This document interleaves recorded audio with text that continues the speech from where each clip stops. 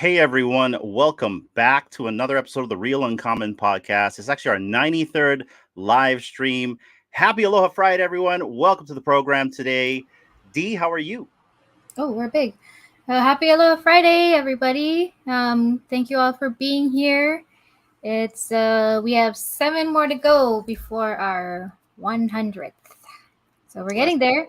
And we have a special guest today. A lot of you might have seen the post, but we have, is it Professor X coming on to join us? It is, or it's Lex Luthor, or whoever else that you want to go with. Master Roshi. I don't know if you're. I was gonna say like young Picard, but you know what? I'll take it. That could be me. I'll be Jean-Luc. I'm more than happy to be Jean-Luc Picard. And so the question is, which is the better captain, though? Is it Kirk or Jean-Luc? I've had time to think about this, but what about you? Who is the better captain, Vibes? I would say in peacetime, I would want Picard. But if there's a war going on, I would want Kirk all day, or if we're out just kind of out exploring all that stuff. I think they all have their different like strengths and weaknesses and stuff. But I don't know. I haven't watched too much of Kirk, but both of them have a lot of like meme-worthy moments. I'm like, oh, Kirk has a lot of like memes around like the classic show and all that stuff. But I mean, Picard has a lot of good memes too. So they're good in different ways. So yeah, I'm kind of leaning more towards Picard. I know we just started on a Star Trek rant here, but mainly because like that guy has stand the test of time from when he started. Because when he started on TNG, he was already old, right? And then when you watch him on his last series, he's like literally almost 100 years old, and he's still going, and he's still sharp. I don't know. That's my pick right there. What about you, D? Yeah, well, Picard for me, because that's who when I did start watching Star Trek, he's the guy. He's the captain for me. And yeah, you're right. Like even in his newer show, Picard, he was just like that man was just getting like tossed left and right, and I was like, dude, that dude is like he's probably got like goes home with like bruises and like they don't have brittle bones in the future, right? So. Right. No, they don't. And he probably doesn't even have a double. He probably just does it all himself. Yeah, he's sleek because he got no hair. But Vibes is on the channel tonight. Thank you for coming today, and happy Aloha Friday, everybody. Vibes. Usually we do a cheers to everyone before we start. So happy Aloha Friday to everyone. Here we go. Ching ching. And as we say in Hawaii, Okole Maluna. Okole Maluna. It means bottoms up. Bottoms up. All right. Okole Maluna. We'll be saying that a lot in Vegas because we are going to Vegas, everyone. For the people watching, for the audience, all three of us will be in Vegas. That is a definite right there. If by some chance our airport closes like the last time we tried to leave, that might stop us. But we are all going to Vegas. We're all going to have a good time. But it's my understanding we're not really sure if VeVe is going yet. They haven't announced anything yet, have they? I don't think so. No, I don't think so. And I'm trying to remember like when they typically announce it. I think it's usually like a few months before. I think they try to give people as much heads up or like lead time as possible, right? Because there's people from all over the country or the world that are going to try and go. So I'm not sure if they're going to go again. I think they just got too much going on. I mean, they might make an appearance, but they might not like have a booth. So we could get some of the people there, but maybe not like an official VeVe booth. So we'll see. And maybe that's probably better, right? You know what I mean? Because at least they can freestyle, they can hang out a little bit more. But do or die, if VeVe's going or not, we are going to Vegas because there is the unofficial decon party that will be done with Kid Arcade and also Steve at Ninja Karaoke. And that sounds like it's going to be a lot of fun. You guys hung out with them. How is it hanging out with Kid Arcade and Steve? I've never met Ibrace Stuck in real life. And I'm looking forward to it. It was a ton of fun. I'm trying to remember what it was for, but yeah, it was like me, Kid Arcade, and Double Quill was there, and then VeVe Magic. There was a lot of people there. It was kind of surprising, and then also a lot of obviously Silicon Secure's family was out there as well. I think that's part of the reason why they're there because they were trying to get a tattoo, and Kid Arcade was like helping them do that. So we all just like, hey, there's a bunch of people here. Might as well just join up. It was a lot of fun. Kid Arcade is awesome. He's a great host. And when we went to I think it was like the Ninja Bar, like lounge and karaoke thing. I don't think we did any karaoke, but we just hung out by the bar, had a lot of fun. There was a lot of other people singing. It was a ton of fun. I really enjoyed myself. So are you sing this time around? Sorry, what was that? Are you gonna sing this time around in Vegas? We'll see. I don't know. Okay, so the last time I sung was at DCon a couple of years ago, and yeah, I was gone. So. Did you sing that night? I didn't hear you sing that night. My biggest problem is I got so wasted. I ended up like cruising the whole bowling alley trying to talk to everybody. And it got so crowded in that karaoke lounge. You know what I mean? We're kind of like elbow to elbow, but you sang. What'd you sing? It was "I'm in Love with a Stripper" by T-Pain, and it was not good. Like by the time I did like the song request, I was already like I put in the song request, and they didn't call me on stage for like 2.5 hours later, and by then it was just a terrible showing. So, yeah, I've already told everyone I'm singing. I'm gonna do it, but I need the liquid courage. I know Casual. I know you're in here. He's got his karaoke spaces. I don't know if I want to do it on spaces. I think I would prefer, because you know how spaces is, right? Sometimes it's a little bit odd whenever you're like doing your audio. But yeah, my go-to song that I normally always go to, because I remember Steve asking me this, is This Magic Moment. Roy Orbison's This Magic Moment. That's like my automatic drunk song, right? It's like the one that I remember in my head. Or Dale, that's another one I like to sing.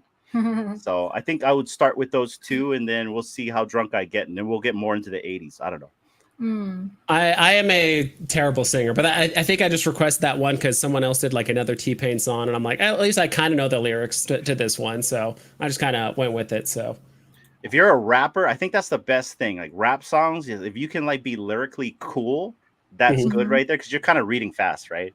But I can't rap for nothing. So what about you, D? What is your go-to song? I don't really have a go-to song. It's kind of like what I think maybe it's like maybe something recent on the radio that I tried to get. I think like the one I always ended up going with was Hero from Mariah Carey. But then that always is like kind of slow. Like you don't want to put people to sleep, right? I mean, you're trying to have a good time, but I guess when people are so drunk, they don't really care, right? Yeah, we all sound and everyone good sounds good. So yeah, but that one. See, Dee's modest. Dee can actually sing vibes. Like she can really sing, but she's like closet singer, right? So yeah. I'm in the closet. Yeah. The R. Kelly song. Yeah, we just have to lure her out somehow. Get out of the closet, something like that. Put some maybe a bat sandwich or something like that on the stage. Get her out there. Something like that. I don't know. We need a bat drink right there. Just have a little wing coming out of the cup, right? And just have it like shake and stuff like that. Yeah. Dee, did you do anything fun? Because your birthday was not too long ago, right? Did you do anything fun for that? I did not eat a bat, unfortunately. They weren't serving any bats anywhere in town. But yeah, it was pretty cool. I went to the farmer's market. I worked there. I got a ton of goodies from everybody. A lot of food.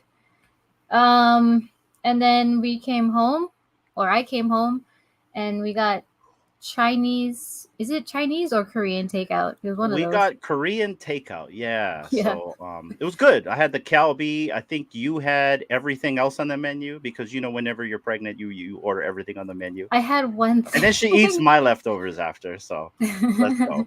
Yeah, it was good. I didn't have to cook, so that was even better. Yeah. Yeah. And I think we passed out early or something, right? Oh my gosh. Yeah, I was so stuffed and full. I was like literally on the couch. I'm like, oh, okay, I'm done. I think I just like snoozed right there. And she's hard to spoil. So Dee's the person that doesn't like to be spoiled. So I got up in the morning. I was gonna go get her breakfast, everything like that. She got up and kind of left the house before I could do any of that stuff. So I had to go to her workplace to bring her stuff. I bought her flowers. I bought her chocolate. I knew I didn't need to buy her anything to eat because she works at the farmer's market on Wednesdays, and they have like food eateries all the way over there. So I did that. I max minute cubes for her on Crypt Toys. That's right. Bought all the food, got them an ice cream cake. It was fun. We had a good time. Yeah, so I forgot all the in-betweens, but yeah, what Hinano said, that's all that happened in between. Gotcha. Yeah. You seem the most excited about the Crypt Toys cubes. You're like, what do you want for birthday? I just want cubes. Yeah. Cubes. That's really what I want. Yeah, yes, I'll take that. Yeah, that's cool. We'll talk about Crypt Toys after, but I want to show the chat something really quick, and I also want to show you something really quick, Vibes. Because because everybody knows me as a person that has started an NFT project. So right here, guys, this is the new addition to the Neon Paradise project called Vibes. Right here, you might know this guy; he's very famous. But Vibes, this is your NFT collection that we minted for you. We wanted to just give 3 away to the chat, and then the rest is going to go to you, my friend. There you go. I hope you like it, and I hope we weren't plagiarizing your face. No, this looks awesome. I definitely like it's a combination of everything. It's Professor X, a little bit of Agent. God, what's his name? Agent Coulson. Agent Coulson. But I'm thinking about what's the agent guy? It's like the assassin game. Oh my gosh, what's his name? Oh, the assassin. You know which one I'm talking about? Is it Agent 47? I think. Oh yes, I know what you're talking about. Yeah, it's been forever since I played the game, but no. Or one of the Matrix agents too, right? Yeah, one of the Matrix agents too. But no, but this is wonderful, guys. I really appreciate this, and I look forward to giving more of these away to people in my community. Yeah, Hitman. He does look like Hitman. Hitman. That's it. Hitman. That's what it's called. Thank Hitman. you, Hitman. Yeah, that's it. Yeah. Now this is just. Go ahead. Oh, sorry. No, and it also looks like, in a way, like you're about to sing karaoke too. Someone's in love with a stripper. Let's go. Oh man, no, but anyways, so seriously, Vibes. Yeah, I just practice. This is all practice for me. You know what I mean? It's fun, and we're also starting our own NFT project that we can kind of talk about later if you want to talk about. But everybody, if you want to win a digital Vibes on the screen right now, we're going to give away 3 of these. We're going to give away a classic, an uncommon, and an ultra to you guys. This is what the classic looks like. And for you guys that pocket watch this this collection, you guys have already seen it. This is the uncommon right here. Kind of gives like a little noir look to it. And then right here, which is the Vibes itself. This is the VeVe Vibes itself. This is the ultra, where you kind of have like the flashing lights and everything like that. So we're going to give 3 of these away tonight. And then Vibes, we are also going to give you some NFTs from the Neon Paradise project. You can pick 3 out of whatever you want. I've got Halo. I've got DeLoreans. I've got Daredevil. Wolverine. I got some Wolverines. Yeah. I got some Stargates in here. Oh, so he can pick a Moongate? He can pick, I'm letting him pick 3 because he's a guest. That's special. Yeah. Oh yeah, Vibes. So the Moongate right here, there's a specific reason why I put a gate right here, okay? This is a wild card, and this will be used in our UCBC. So if by some chance you win one of our giveaways and you have one of these, you can say, hey, I want to upgrade my giveaway. And then you send this back to us. We burn it, take it out of the collection, and then we upgrade your giveaway. So say by some chance you win maybe 3 raws from us. You can upgrade that to a slab. And that's what this is for. So this right here, and then also the park gate, because I don't want to use the dinosaur word, right? That is also a wild card, as well as these drop ships from Halo. This is also a wild card. So we have 3 wild cards in this collection. So, and you can pick 3 out of this as well. We have some DeLoreans. There's some one-of-ones in here as well. I think it was Ronnie that won the Toyota Tacoma that looks like a DeLorean. This is also a Camaro that has been designed as a DeLorean right here. So that's a one-of-one. And then we've got some Godzillas. I call them Techzillas right here. Techzilla? Oh. Yeah, Techzilla. It's like a cyborg version of Godzilla. And then you've got right here these little babies. You got a little neon Iron Baby and a neon, what do I call them? X1 baby. So these are so cute. Yeah, no, these are awesome. I might have to take my time with these. I feel like I wouldn't be able to. Yeah. No. I mean, like, I at least want the gate. I will say that I do want a gate. He knows. The gate looks cool. Some of the vehicles look cool. I'll have to take my time with this, but man, they all look awesome. Thank you. Also, shout out to Poof. I see you in the chat. What is going on, Poof? Good to see you, man. You had a really good show today. If you guys haven't, you catch out the post show that he had with Dr. Punchman earlier this morning. But good to see you in the chats. And Vibes, let's vibe out. Let's start talking story, man. Did you go for Blackpink? Not today. So far, kind of my goal with all these, me personally, is to just kind of go for the cards. I like the cards because to be frank, I think they provide the most utility out of anything at the Blackpink thing.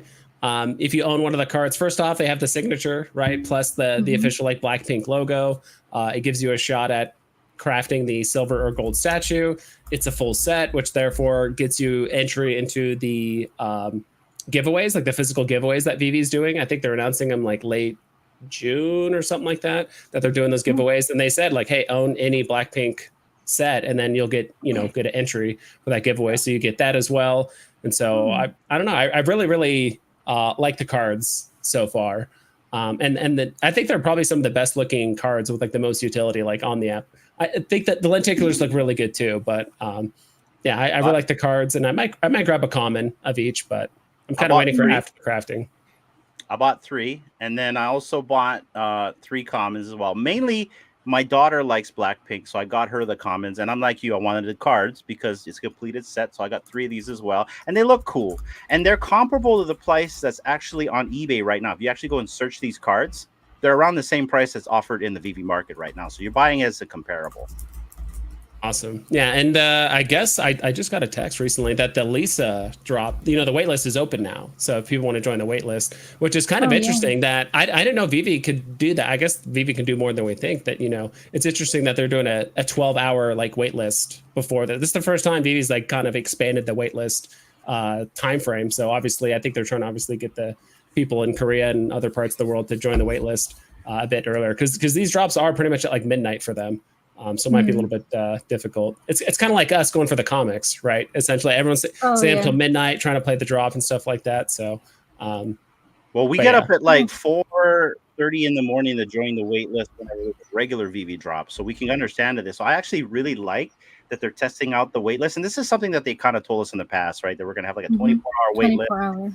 And I don't know if the 12-hour works because I joined it when it was Jisoo and I didn't get selected, but I didn't use any MCP, right? So I'm not really too sure, but I like that they're doing this. And yeah, you're right. Maybe this is the test bed to actually start the 24-hour, which I would love, VeVe. That would be great. In fact, you could do that before Fantastic Four. That would be so nice. I don't have to get up, right? So yeah, I didn't go for any of them. I do want the cards, so I'm looking in the market, but I haven't gotten any of the girls. I don't think I will anyway. I'm just gonna keep an eye out on the cards themselves and collect those. That's my plan, at least. Yeah, am I coming in fuzzy? I'm coming in fuzzy. I'll be right back. You're a little bit blurry. Yeah. It kind of. I think that they're. Oh, you were good. I think it's just the autofocus is throwing them off. But at least for the way I think these drops are going to play out is obviously people are getting the ultra rare, completing the sets, getting the cards, all that stuff. I think people are now realizing because the card prices have gone up a little bit. Like they were at like 25, 24, but now the card, I mean, last I checked, some of the cards are at like low 30s, high 20s, things like that. I just have a gut feeling that when the crafting comes along for these, right, for the gold and silvers, people are going to race as fast as they can to get the golds. Once those are sold out, you might have a good chunk of people go for the silvers. I'm kind of assuming about half the silvers, maybe a little bit more, get sold because I think there's 850 silvers, so it might be a little bit closer to like 500 or something like that. And then after that, I think the silvers and the cards might be somewhat close in price because I mean, if you can kind of make more profit off of just crafting it into the silver statue and selling it, people are going to do that. But eventually, there's going to be a equilibrium, and then at that point, people are like, "Oh, I'd rather just hold the card or potentially sell it." So. I mean, if you want the card to like hold and not craft or whatever, kind of waiting till after the craft, I think is a good opportunity. Yeah, at least in my opinion. So I feel like that's kind of how a lot of these crafts end up playing out.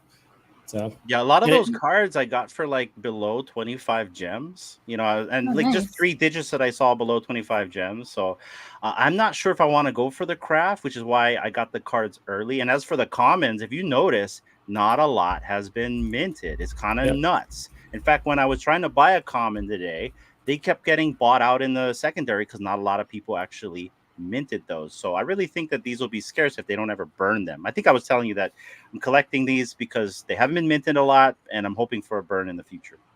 Well, what do you guys think about the look on the gold and the silver? I prefer just the regular look from them, and honestly, my favorite pose is the common. What about you, Vibes? I think the gold and silvers look fine. I think it's interesting. VeVe was kind of bragging about, hey, like these are the first statues that Blackpink approved because they were talking about it. I don't know if you guys saw. I did make a very long post to my collectibles, kind of like X post about, hey, is this a successful drop and what's different levels of success. I think it's kind of interesting that they're making kind of like the most sought after, kind of like the, I would say the most unique part of the drops. Like the gold and silver statues, but those are kind of like first come, first serve. So it's kind of like the old school way of just like, all right, just hope your internet's fast, click it as fast as you can, all that stuff.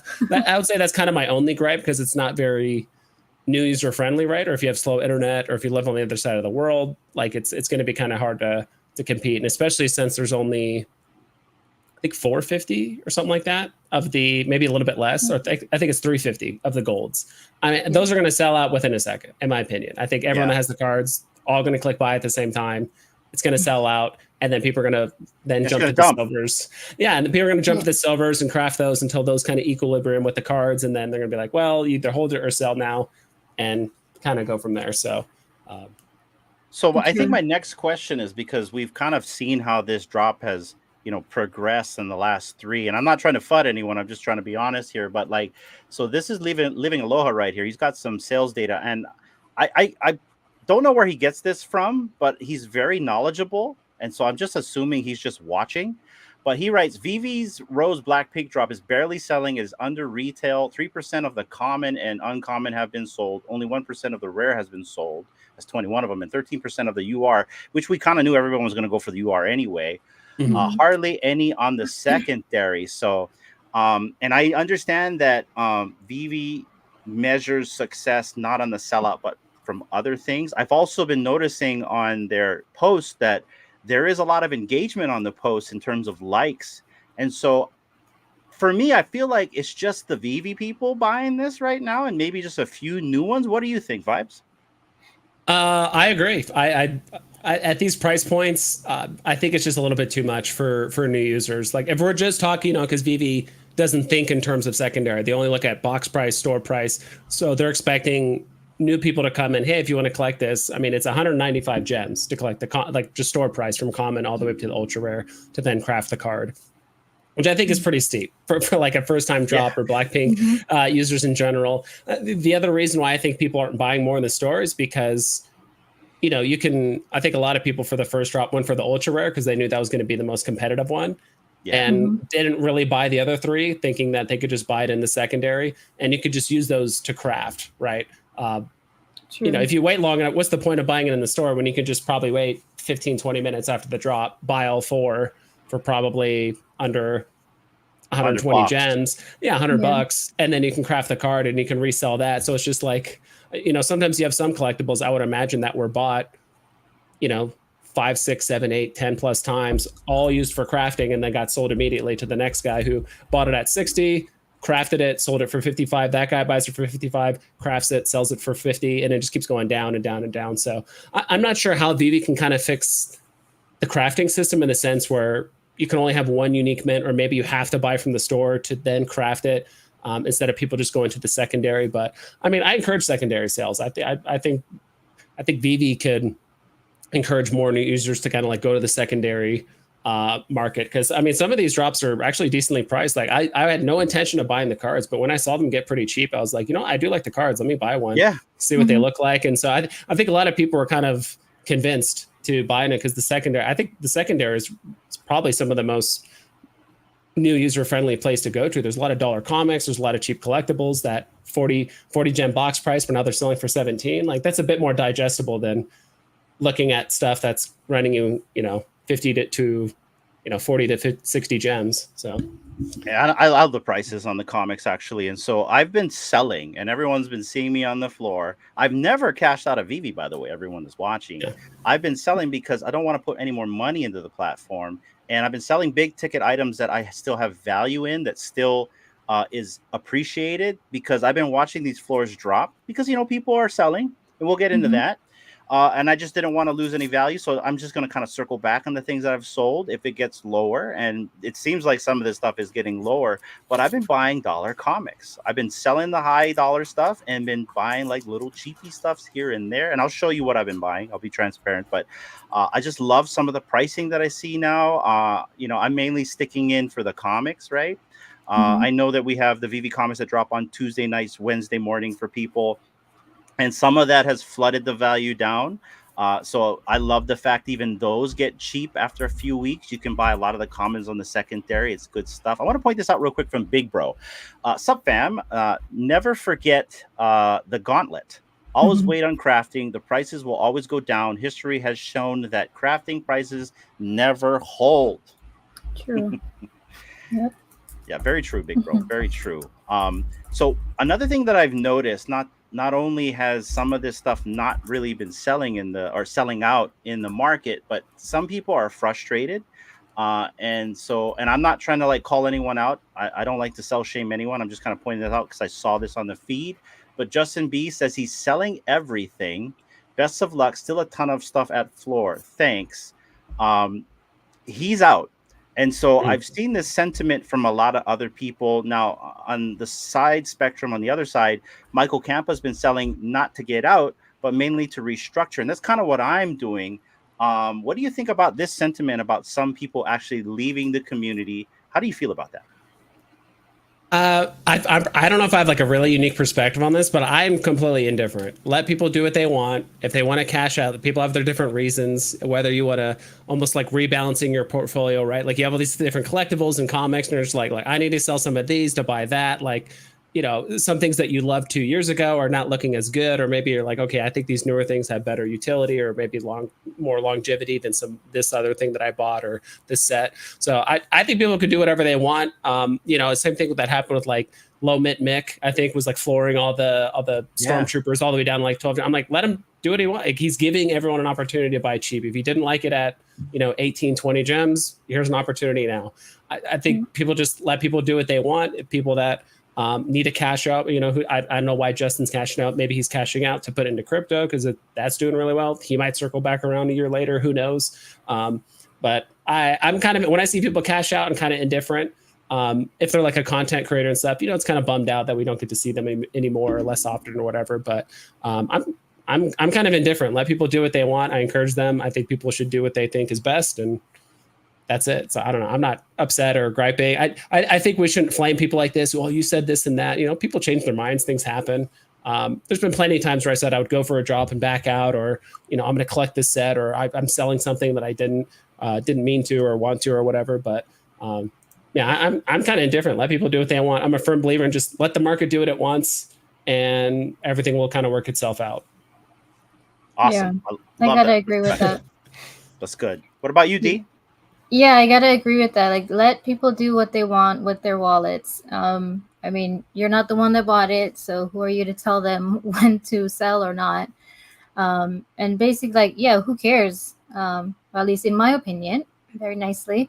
Yeah, I don't care if you buy stuff, you sell stuff, you're a big whale and you decide to leave. That's totally up to you. I was in a space earlier today, and something that was said was, this is the internet. Like, people are gonna do what they're gonna do. There's nothing you can do. I mean, you shouldn't. Very true. You shouldn't be like telling your opinion on what someone's gonna do with their own money. So, yeah, I agree wholeheartedly. Let people do what they want, and don't shame them for buying something for a high price and selling it low or losing money. That's really none of our business. And that is the whole point of us talking about this. I really wanted to share this. We're not going to go through the comments because it's not worth it. But hey, this person wants to get out for whatever reasons. And I just don't like the fact that people get sell shame. It's like, oh, you're selling. You know what I mean? Like, oh, good riddance. Don't let the door hit you out. I mean, because maybe this person might come back one day, right? And I'm a big believer in community. I don't want anyone to leave. That's my biggest concern is I don't want anyone to leave. I understand why they leave. Everyone has their own perspective on what they want out of this project, or how they feel about the project, or how they feel about how they're told or not told. Everyone is a human being. But at the end of the day, we are human beings. We all have feelings as well. And so as Big Bro said right here, shout out to Justin B because he has been selling some stuff and he's been giving us some deals right here. I love a good flash sale. Glad they had a great time and maybe they will come back later. And I'm in that sentiment, but I want everyone to understand I don't want anyone to leave. You know what I mean? D and I are a bunch of Portuguese. We're community people. We want the people to stay. So, but I wanted to point this out and I just wanted you guys' perspective on that. And also chat, since we have vibes here, we would like it if anyone else wants to come up and talk story with us. Anyone and everyone is welcome. You don't have to show your face if you don't want to. You can just cover it with the camera or whatever like that. But the link is in the chat. So if you guys want to have a conversation with us, come up. We would love to talk story with you guys. And we'll move on for this. Like I said, I'm not trying to FUD. This is just something I want to talk about because I saw it in the feed. And shout out to you, Justin B. And we hope you come back soon. And all right. I wanted to give also a shout out. I saw Pixel Trader in there in the chats because he's a big part of Vibes channel. Hey, there you go, man. Yeah, right he's on. here. Yeah, he's awesome. Always lurking, and I love the guy. You know, so yeah, we probably lurk in the same dark corners, but we never seen each other. We don't see each other. yeah. But so let's talk about some good stuff. This is coming, Vibes. I am super stoked for this. This is something that I've been wanting to see on the platform for a while. What is our thoughts on this? This is the first appearance of Silver Surfer and Galactus. You going for it, Vibes? I mean, I'm on the cover. I gotta go for it. At least one. Right? I gotta go for it. I remember you. I don't know if it was you or someone that helped me out on my stream the other day. I was like, what's that guy's name again? And I think it was you that was like, the Watcher. I was like, that's why. It is the Watcher. So it's an awesome comic. I mean, obviously, first appearance of it's a double first appearance, right? Silver Surfer and Galactus. I think both. I mean, it's pretty much confirmed. Both of these characters are going to show up in the MCU here in the near future. So it's a great comic. I'll probably just because the 20 gem box price is a little high. VeVe's been doing that. I would say for the last year or so. A lot of the 10,000 mint kind of higher tier Grail, like A tier Grail status comics, right? Like Giant Size X-Men and first appearance of Thor and Hulk, and now this one. They know people are excited for this. They know these are popular first appearance characters. So I'll probably end up going for one on the drop and then just looking at the secondary to maybe grab a couple commons. I do like the ultra rare cover a lot. It is that's a sick cover. I like the Christmas tree, Galactus as well. The secret rare. Yeah, let's check it out. Yeah. I'm a big fan of that uncommon. I mean, not just because it's in our name, but I just like how they did that. So, but I mean, the common cover, like this is just the iconic cover right here. And I believe I believe Galactus shows up. This is like a, what do they call that? A preview of him or like, it's just not a cameo first appearance. With a cameo. Cameo. Yeah. Yeah. And I think the next book, he's like the full first appearance, but yeah, this is a cool one right here. I really dig this uncommon. In fact, the uncommon that I made yesterday on your stream, I wanted to mint it, but I thought, okay, well, that's probably not a good thing to do. Yeah. So, but yeah, this one is cool right here. Yeah, I agree. It's one of the better looking. It's not the best looking, right? But it's one of the better looking ones. I feel like if VeVe did this comic like a year or 2 years ago, I think only the Watcher would have been highlighted and nothing else would have been lit up. But I really like how they, colored in the Fantastic Four and even the heads in the top left corner. I think it's one of the better looking like uncommon covers in general. And then right here we got the rare, and you said right here this ultra rare, man. I do like the ultra rare. So who's the artist? Who did this? Do we know? It's probably on the top or the bottom. Let's see at the bottom what we got here. Oh, well, it doesn't matter. We'll go look later. And then right here is our secret rare, which I really like. And I didn't realize that this is what he looked like in the comic book. I've never read this comic book, but I will. So it's super cool. But I dig this. I was having a conversation with Chris Severs about the secret rares. I know they're scarce, but I mean, what do you think about them since they're just kind of a panel pull and a white, just a white background? We kind of talked about how it's just a white background. And I kind of wish that they did more with the secret rares or maybe swap it to where the common was a secret rare. What do you think about that? I think I'm okay with the covers at this point. I think it's just a way for some of the diehard collectors just to get something a little bit different that the other collectors can't get. I mean, it would be nice if some of these covers were, animated or holographic or kind of like a lenticular effect, or maybe there's a small animation that even it's something simple, right? I remember Sleeping Comics did that a while ago, where he kind of like slightly animated the cover. I'm like, dude, that'd be awesome. Like that's a secret rare to me. But I do like these panel pulls with a very clean white background with like the character. It's not all secret rares look the same. Some secret rares just look terrible or whatever it is. But I think it's one of those things. It's going to take the community a while to kind of figure out. But I think some of these secret rare, like the prices and stuff like that, I think those are pretty much only for the most dedicated collectors or people that enjoy that character or that comic as much as it is. So it's basically like you got to enjoy this comic at either like a 9 or a 10. If you're not at that level, you're probably not going to chase the secret rare. Everyone that enjoys this comic at like an 8 or below are probably happy with commons and ultra rares and stuff like that. I think the secret rares are kind of made for the most hardcore collectors, and this is an opportunity for them to kind of have a different looking cover. I wish they would kind of expand it a bit more and do some cool stuff, but I think it's okay. But I wouldn't be a guess if they expanded upon it or kind of changed up the secret rare covers a bit. You know what I wish they did, Vibes, is I really wish they actually took all these and made it a set. You know what I mean? Like, comics should be a set if you collect every single rarity. You know what I mean? I don't know why it's not, but like David or whoever's watching, whoever's like scanning the feeds, please make this a set. This would be really cool, because then I think more people would start collecting all of them.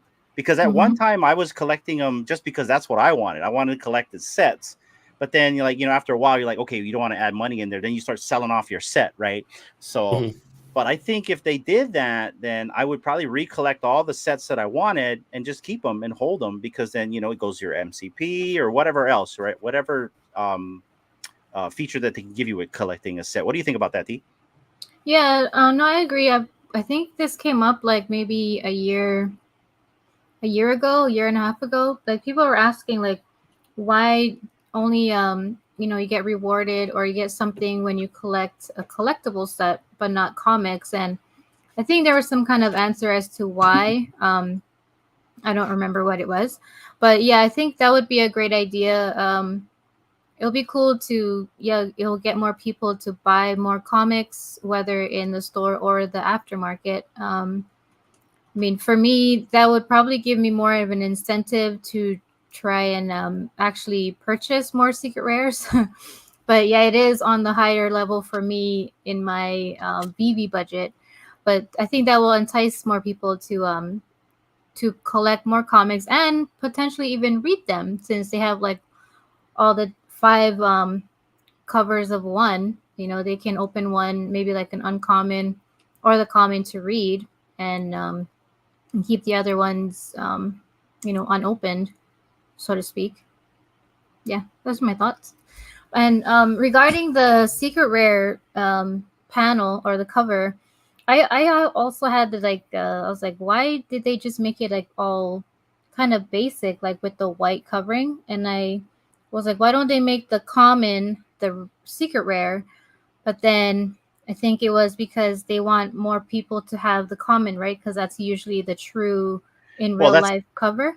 That's the A stock, right? So if you're going to get an A stock, usually they print more of that one, usually, and then you got the second prints and all that stuff. So like A stock, and then the uncommons, maybe B stock, you know what I mean? But yeah, that makes sense. Yeah, I don't know. Go ahead. Yeah.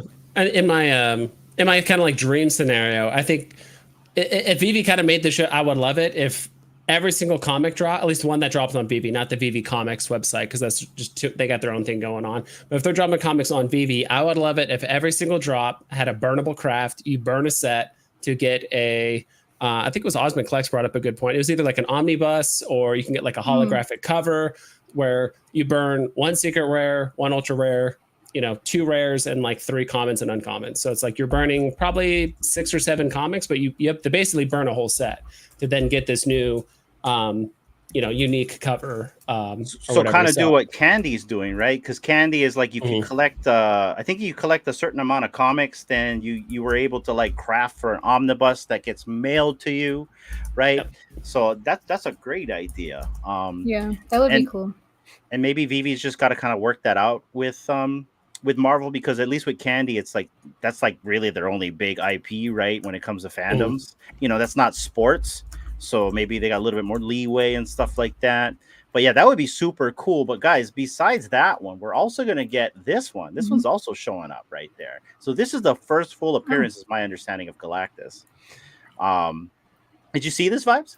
I have not. So yeah, you got to show me this. This is we're doing it live here. So this this is 49 right here. So, and I really enjoy these covers more right here. I mean, this cover is rad. You got the Fantastic Four at the bottom. You got Galactus right here, kind of like clouding, like from the movie, right? And then you got the Silver Surfer right in the center. If this be Doomsday, and then you look at, I really like this uncommon with just him in the green. I think it looks really cool right here. Super menacing. I dig it. And the thing, what is that, like? Not lasers, but it looks like he's kind of, it's almost like he's a puppeteer or a puppet master. Or he's BE and he broke his desk. It's gotta be it. It's gotta be it. So this is what the rare looks like, guys. And this rare looks rad right here. Yeah. With the black and white at the bottom. I like that. That looks ominous. So that looks like it's he's puppeteering Silver Surfer, right? And then there's this one right here. This one is just super cool. So, and I know Mr. Man down here probably is in love with the UR. And this one is, go ahead. Yeah, I was gonna say, I gotta say, Silver Surfer. Some of the Silver Surfer comics got some of the coolest covers. They got some really cool ones. The black and white one, this one. These all look awesome. I'm not sure what it was, but I guess Marvel in the '60s loved having the big guy kind of hunching over. They did it with Galactus. They did it with Doctor Doom. With his first appearance, where he's kind of like moving the pieces. It's always the big lingering villain and the tiny little superheroes just trying to make it work. It's a big villain, big guy, right? Oh yeah. And then right here is you're fighting with him. Oh my gosh! Wait, what? Look how big her muscles are, Vibes. That secret totally caught me off guard. Dude, you gotta, if you're fighting Galactus, you gotta pump some iron. Like, whoa, man, that's kind of crazy though. I mean, like, I just kind of want this just because it's you. You know what I mean? We'll put some like headphones on it. No, I got to do it now too. I got to put some buy it. If I could draw headphones on my secret rare cover, I would love to. You don't have to. Galactus is wearing them for you, but he's got them. I'm trying to get him back. I'm trying to hey, you got to give me that back. Yeah. That's gotta be it. Let's work a deal. So, but look how buff you are, man. Like, what is he doing? Like, with this? It looks like when you're like blessing yourself at church, like he's doing that. Or blessing her is like, it hurts right here. I don't know what happened, but something like it hurts. You have a Tylenol. You have something on your head. You need to let me reach in my pocket here. That's what. A bird pooped on your head. So I did read that these are scarce. So 6,000 editions at $6.99. You think about that. So that's pretty cool. And I actually want them to get 50. So I was actually, whose chat was I in? I was in somebody's chat. I think it was Kid Arcade's chat. I said, and I saw my collectibles in there. It's like, are we going to get 50 to complete the set, right? 48, 49, 50, right? Because that's the whole storyline. Yep. And he just gave me a dab. So I took that as a yes. Yeah, you know what I mean? That means yes. I think we're at the point now where it's not a matter of if, it's just when, when we're going to get certain comics. So if there's any kind of semi-relevant comic or a first appearance or kind of a big storyline, following a character or a series of heroes and stuff, I think we'll get it eventually. It's just a matter of time. So the one before this, that one was 10,000 editions at 20 gems. Yeah. And this one is $6.99 at 6,000. And I can see why. That's technically both of their first appearances. Although I think if I remember correctly, Galactus is not in it that much in the first one. I could be wrong. Don't shoot me, internet. But yeah, I am looking forward to this. I'm definitely going to go for one for this one right here, right? This guy right here. I'm going to go for one just for the homies, just to try it out, just to pull the slots. And then I'm going to definitely go through the aftermarket. I'm definitely going to go for a couple of these since it's $6.99 right there. And I hope they drop 50 so I can get the whole collection right there. What is your strategy, Vibes? What are you going to be doing? I mean, I like your strategy. That was my strategy initially, was to get one copy, channel my inner, 2021 VeVe self. Just all right, just yellow it, just go for one, see what happens. If I get, just degen into it. Hopefully I get something, everyone's happy if they get a secret rare or rare, ultra rare. But then I'll probably look in the secondary market, maybe grab a common or so. I like Silver Surfer, but I feel like with the way the market's going, I do think prices are going to keep slowly kind of going down and down. So I'll probably buy one on the drop, buy one common and secondary if I end up not getting it on the drop, and then kind of leaving it alone, wait for prices to kind of go down a bit more, and then grab a few more up. Because I know there's a lot of people that love Silver Surfer. He's definitely one of those, not a superstar, I know here, or someone that everyone knows about. I think he's, I would say Daredevil's probably more popular, but he's kind of on that level where it's like he's not everyone knows. If you walked up to some random person on the street, if you asked them if they knew Silver Surfer, they wouldn't know. But if you ask them about Wolverine or some of the more popular characters, they would say yes. So, there's definitely like a niche but very diehard community around Silver Surfer. So that's what I'm excited for. Well, that's one of Dee's favorite heroes right there. Is Silver Surfer. Really? Yes. Well, got to think for surfers. It's got to be it. Yeah. I'm a body surfer, actually. Oh, okay. Yeah. It's a step up. Dad bod surfer. There we go. All the way down. I'm basically a canoe. Yeah. You got to get the dad bod Batman and play it flat and be like, that's me. Like, oh, look, there's no, it's the Mayflower going down away. Yep. Yeah, exactly. What's your strategy, Dee? Well, I don't have, unless I sell something that I already have listed to get gems in, I don't think I'm gonna put any money in. So if I am able to sell what I have listed, I'll probably go for one of the 20 gem one in the store. If not, it'll probably be in the market. And then for this one, the $6.99, yeah, that one I'll probably go for one in the store and see how I do, and then probably pick up. I'll probably end up with a common. That's usually my MO. And then I'll probably pick up like either a rare or an uncommon in the market as well. So I like those covers. Yeah, I didn't say what I would do with the second one. It depends. I might just grab I might get 2 or 3 because they're only $6.99, right? So I might get 2 or 3 of them. But I don't know. I might just keep pulling that slot machine to get the secret rare. We'll see. I might degen it just so I can say I landed myself. I think I need to get that secret rare as well. I think that's a keeper right there. You guys gotta do it now. Yeah. Do it for the bald people. Do it for the Tylenol.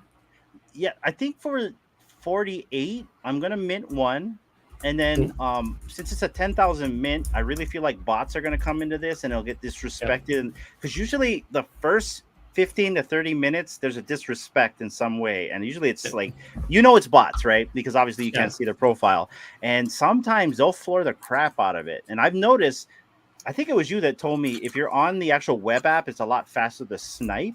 But I think that's my play right there. I'm going to go mint one just for the hopes of getting a secret rare. And then I'm just going to play the common and uncommon. And then I'll just wait for capitulation on the UR and rare because it's going to come. It's going to happen. It's happening on all the grails right now. I mean, look at AF15 and all these other ones. They're just capitulating for whatever reasons and stuff like that. But that is my strategy. Guys, I'll be right back. I got to make a phone call. D, run the show. Yeah. Well, how much is AF15? I don't even know. Last I checked, it was, I think it was going for like 220 or something like that. It was pretty low. I remember it was hovering around 300 for a year, something like that. Like, I mean, obviously it went up to like 800 and all that stuff during the bull market, but like I'm talking the last year or so, it's pretty much yo-yoed between 280 to like 350. Sometimes it touched 400 over the last like year and a half. But yeah, now it's been pretty much consistently below 300 for about a month now. And that's maybe for the common? Yeah, that's for the common. So, and the common is the third most expensive cover. So it goes like secret rare, ultra rare, and actually skips the rare, goes to common because it's such an iconic cover. Then it goes rare. Then like the uncommon is the cheapest. I've not looked at the uncommon prices, to be honest. So I'm not sure how cheap those are going for right now. Do you have an Amazing Fantasy 15, or are you kind of no? Yeah, I do not. I waited. I think when I bought one a while back for like 300. I waited like over a year. I was like, I want this cover, but this price just does not make sense for me. So hopefully it gets down to a price where you're able to go after it. But I mean spending over 200 gems on a single comic is quite a bit, especially a common cover. But it's Spider-Man, so. Yeah, it's an iconic one too. But yeah, I don't think I'll ever probably like sell anything to get an AF15. That's just me personally. I mean, I like Spider-Man, but I'm not that much Yeah. to You get might one get of a those. chance. If you seen those comments, right? They're like below Yeah. $200. I'm Oh not yeah, sure if they're you guys even talked about cheaper that. now. Yeah, they're even Really? cheaper now. Yeah, they're at 170 right now. Gosh, I mean, like, they've gone down even further So than I that. sold. See. I have 3 It's- commons. I only have 1 left now. I sold the 2 before they capitulated past 200. I just had a feeling they were going to fall, Mhm. and so I got rid of that. I got rid of my spare rare, and so now I only hold 1 common, 1 uncommon, 1 rare, and 1 ultra rare. And I should have sold that ultra rare when I had a chance because now it's capitulated pretty bad.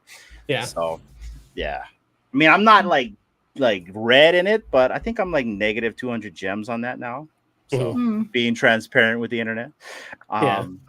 But yeah, that's definitely a long-term hold for me, something like that. I don't know if you watched last week's episode with Sleeping, but he did make a really good point. I want to bring that up again, that Marvel just doesn't choose anyone and give them the keys to the cast to their comics. They don't just like partner with anyone and do that, let alone, I mean, come on, we just got Fantastic Four. That's crazy. The first appearance of Silver Surfer. That's nuts. Mhm. You know what I mean? Mhm. And VeVe has it. So that's kind of what keeps me here, guys, is the comic books. You know, it's anyways, what do you think about that, Vibes? How do you feel about that? I agree, and it's at this point, it's don't get me wrong. I enjoy when they drop a new big comic and everyone gets excited and stuff. But what kind of keeps me going on the app, and I think we can agree, is just occasionally logging in and just nibbling at little $1-2 comics. I love just going on the app, going to the market, going on the comment or the comic section, just refreshing the page, and I see a comic. I'm like, oh, I forgot about that. I just click on it, look at the comment or whatever the rarities, and just see, because occasionally, yeah, you do have someone just flooring something for 30% below floor price, and some people don't mind, because if the floor is 150 and they just floor it for $1, it's like, all right, you just got it for 33% off, and that's a good deal. So that's kind of what keeps me going, because I feel like I gotta be, I don't know if it's an addiction or something like that, but I feel like I gotta buy something once in a great while just to say I got a new thing, and like, okay, I got this. I could say I have it.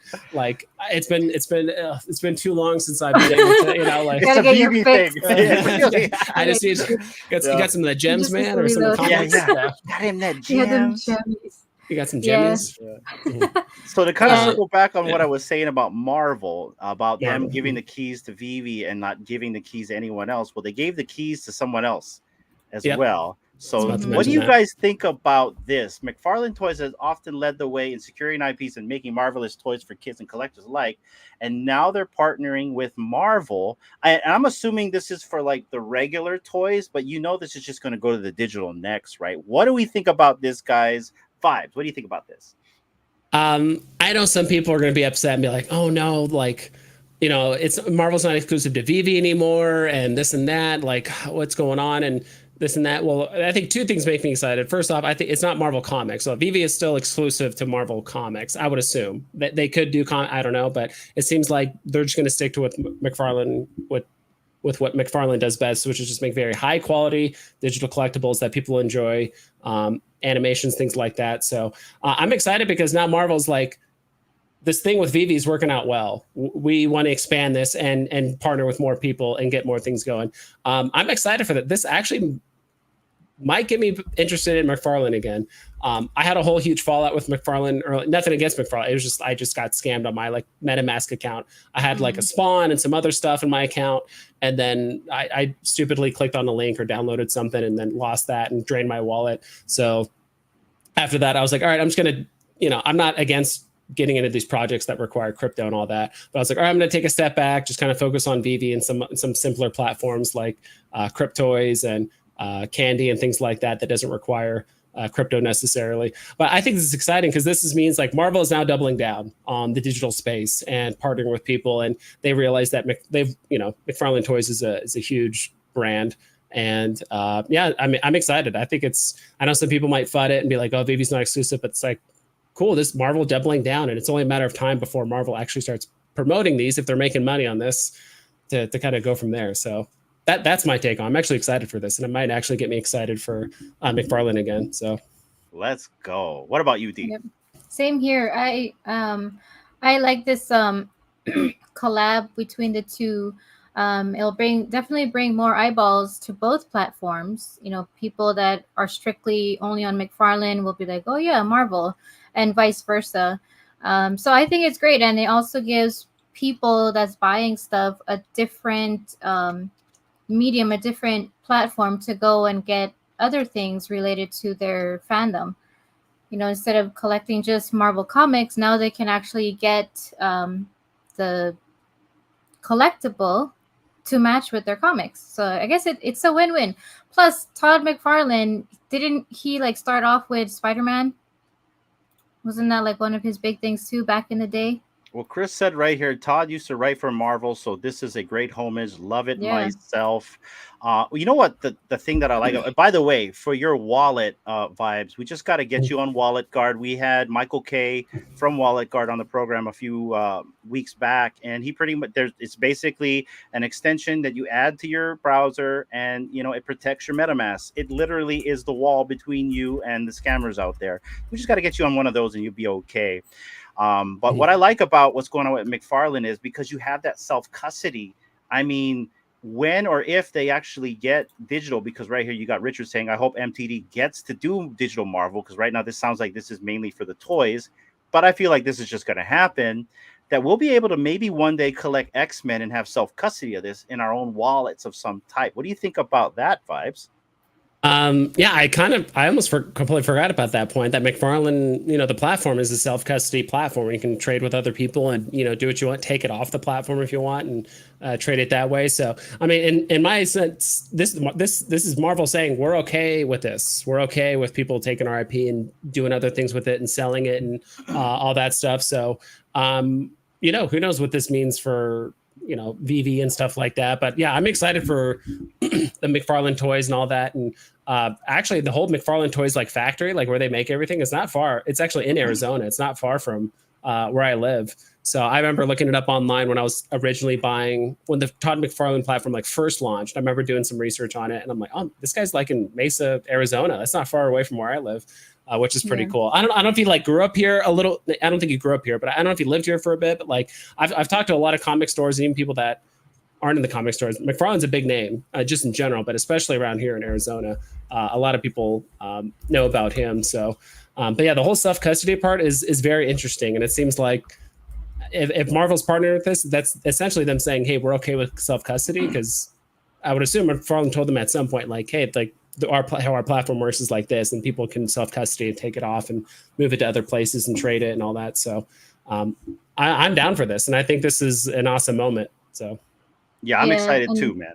Go ahead, Dee. I'm sorry. Yeah, and I think you know, with Todd being, you know, behind his product, he's a total go-getter, and he's, you know, into this whole digital space. So I think now that we see this collab, it seems like these big companies, you know, are taking into consideration that this is the way that, you know, the future is headed, and that's where, you know, these platforms publicly collabing together will get more people to be more comfortable, since they see, you know, these popular names pop up, to be more comfortable into getting into, you know, the space that we're in, digital collecting, Web3, all that stuff. So yeah, I think it's great overall. I 100% agree. This is a win-win for the space, because having IPs go on different platforms besides one shows that they're comfortable, that they don't mind spreading the IP, they're experimenting, they're testing the waters. And that's only better, because then sooner or later, by all these testing of waters from these different test beds, you know, you got VeVe, you got McFarlane, you got Pinnacle, you've got Cryptoys. We're going to talk about them. They all have Disney or Marvel IP in some way or fashion, along with DC. And this is good. This shows that the brands want to test the waters here, and we are the test bed for them. I'm really excited for this. But let's talk about another project that is offering self-custody as well. And it's these guys right here, if I can get this thing to play. That is not the one I wanted to do. This is it right here. Okay, so these guys are now saying that we'll be able to take our Cryptoys out of the platform onto a digital toy market, basically a digital toy exchange right here, and be able to transact in USDC. What do you think about that, Vibes? What's your opinion on this? I know you have a couple Cryptoid cubes, but you haven't opened them. But looks like the process of transferring out is teleportation. What do you think about this, Vibes? I mean, I like the name. I like the name teleportation. I think it kind of disconnects a little bit from all the stigma around, Web3 and all that stuff and scams and all that. So I think it's a bit more fun. But yeah, I like this a lot. Things are getting exciting in the Web3 space. There's a lot of stuff going on. I think the summer is going to be super exciting towards the end. I'll be honest, I haven't followed too closely with Cryptoys. I've been kind of mostly waiting for like a market, seeing what they're going to do about it. But it sounds like, yeah, they're finally stepping up and they got the technology figured out where they can start doing some trading and doing some market stuff. So I'm kind of curious do you know if they're going to let people do anything with cubes, or is it just with like open like blister packs and stuff like that for the most part? That I'm not sure. The only thing I am sure is the accessories come with the actual character it comes with. They won't be separated for now, but I believe, Poof, are you in the chat? Let me know if you're in the chat. But I think in the future, they're trying to have that separation for that as well, because essentially when you buy a crypto, you actually get two NFTs. You get the character and the accessory that comes with it, like the lightsaber or the blaster, So stuff like that right there. But let's actually get into this Medium article right here, unleashing the dual marketplaces, right? So it says right here, here's the two marketplaces coming up to Cryptoys right now. The Token marketplace, which is a marketplace where you can buy, sell your Cryptoys on Flow via our virtual currency Token, kind of like Robux, right? And then you got the Digital Toy Exchange, a peer-to-peer Web3 marketplace where you can buy and sell your Cryptoys with USDC on Polygon. Once the Flow Crescendo upgrade rollout, we'll update the Digital Toy Exchange to be on EVM on Flow. And so I actually, I think it was Mask that kind of went down the rabbit hole.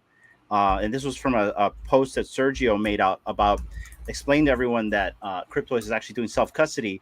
He actually went down the rabbit hole and he said it right here. Okay, so after checking in the Discord and the new article they brought up, what Cryptoys is doing is not contradicting what VeVe said about Disney. The asset never leaves the Flow blockchain. What Flow built is a bridge into the Flow blockchain. So it sounds like your MetaMask and a few other things will bridge into Flow. So in reality, the assets aren't really leaving in a sense. They're just bridged.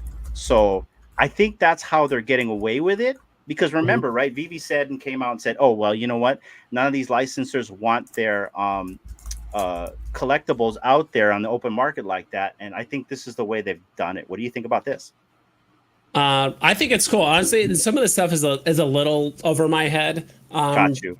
For the most part, but I think based on what, I mean, you explained it very well. It sounds like it's a really interesting workaround to that issue, and kind of getting licensors a bit more comfortable with having something like a market and all that stuff, and having potentially like crypto get involved and all that. So yeah, this is kind of what you were talking about before. As other platforms see a lot of success, like they're doing a lot of different things. And so I think they could definitely learn from each other. And especially since a lot of these platforms now are kind of sharing the same IP, whether it's Star Wars or Marvel or whatever it is. So I'm excited to see how this plays out.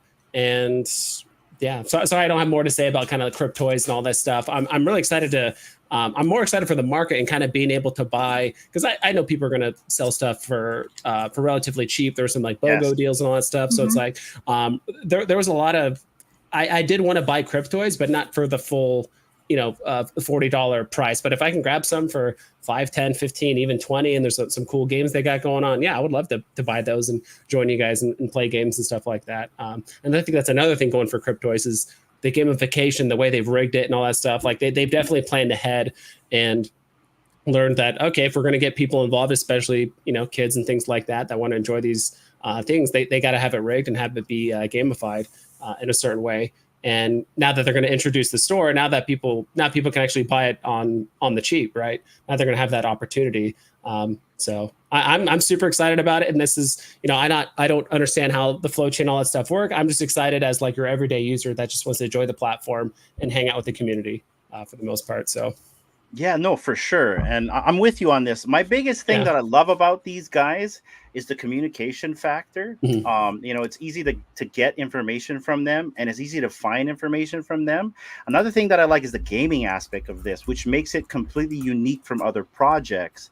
And I think that's kind of the stigma that people have on these. Like, it's a chibi style collectible, and people don't understand why it's that way. It's built that way for them to all look the same, to function all the same, because they're fully rigged to be gamified and also have embedded AI in there. So that's something that no one's talking about, that they're also having that AI component added to these collectibles, which is cool.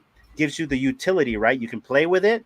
Not to mention certain collectibles gives you utility. And someone just popped up in the studio. Who is this? Who is here? It is Osman Collect 63. Hey. What is going on, Oz? Let's go. Good morning. G'day, everybody.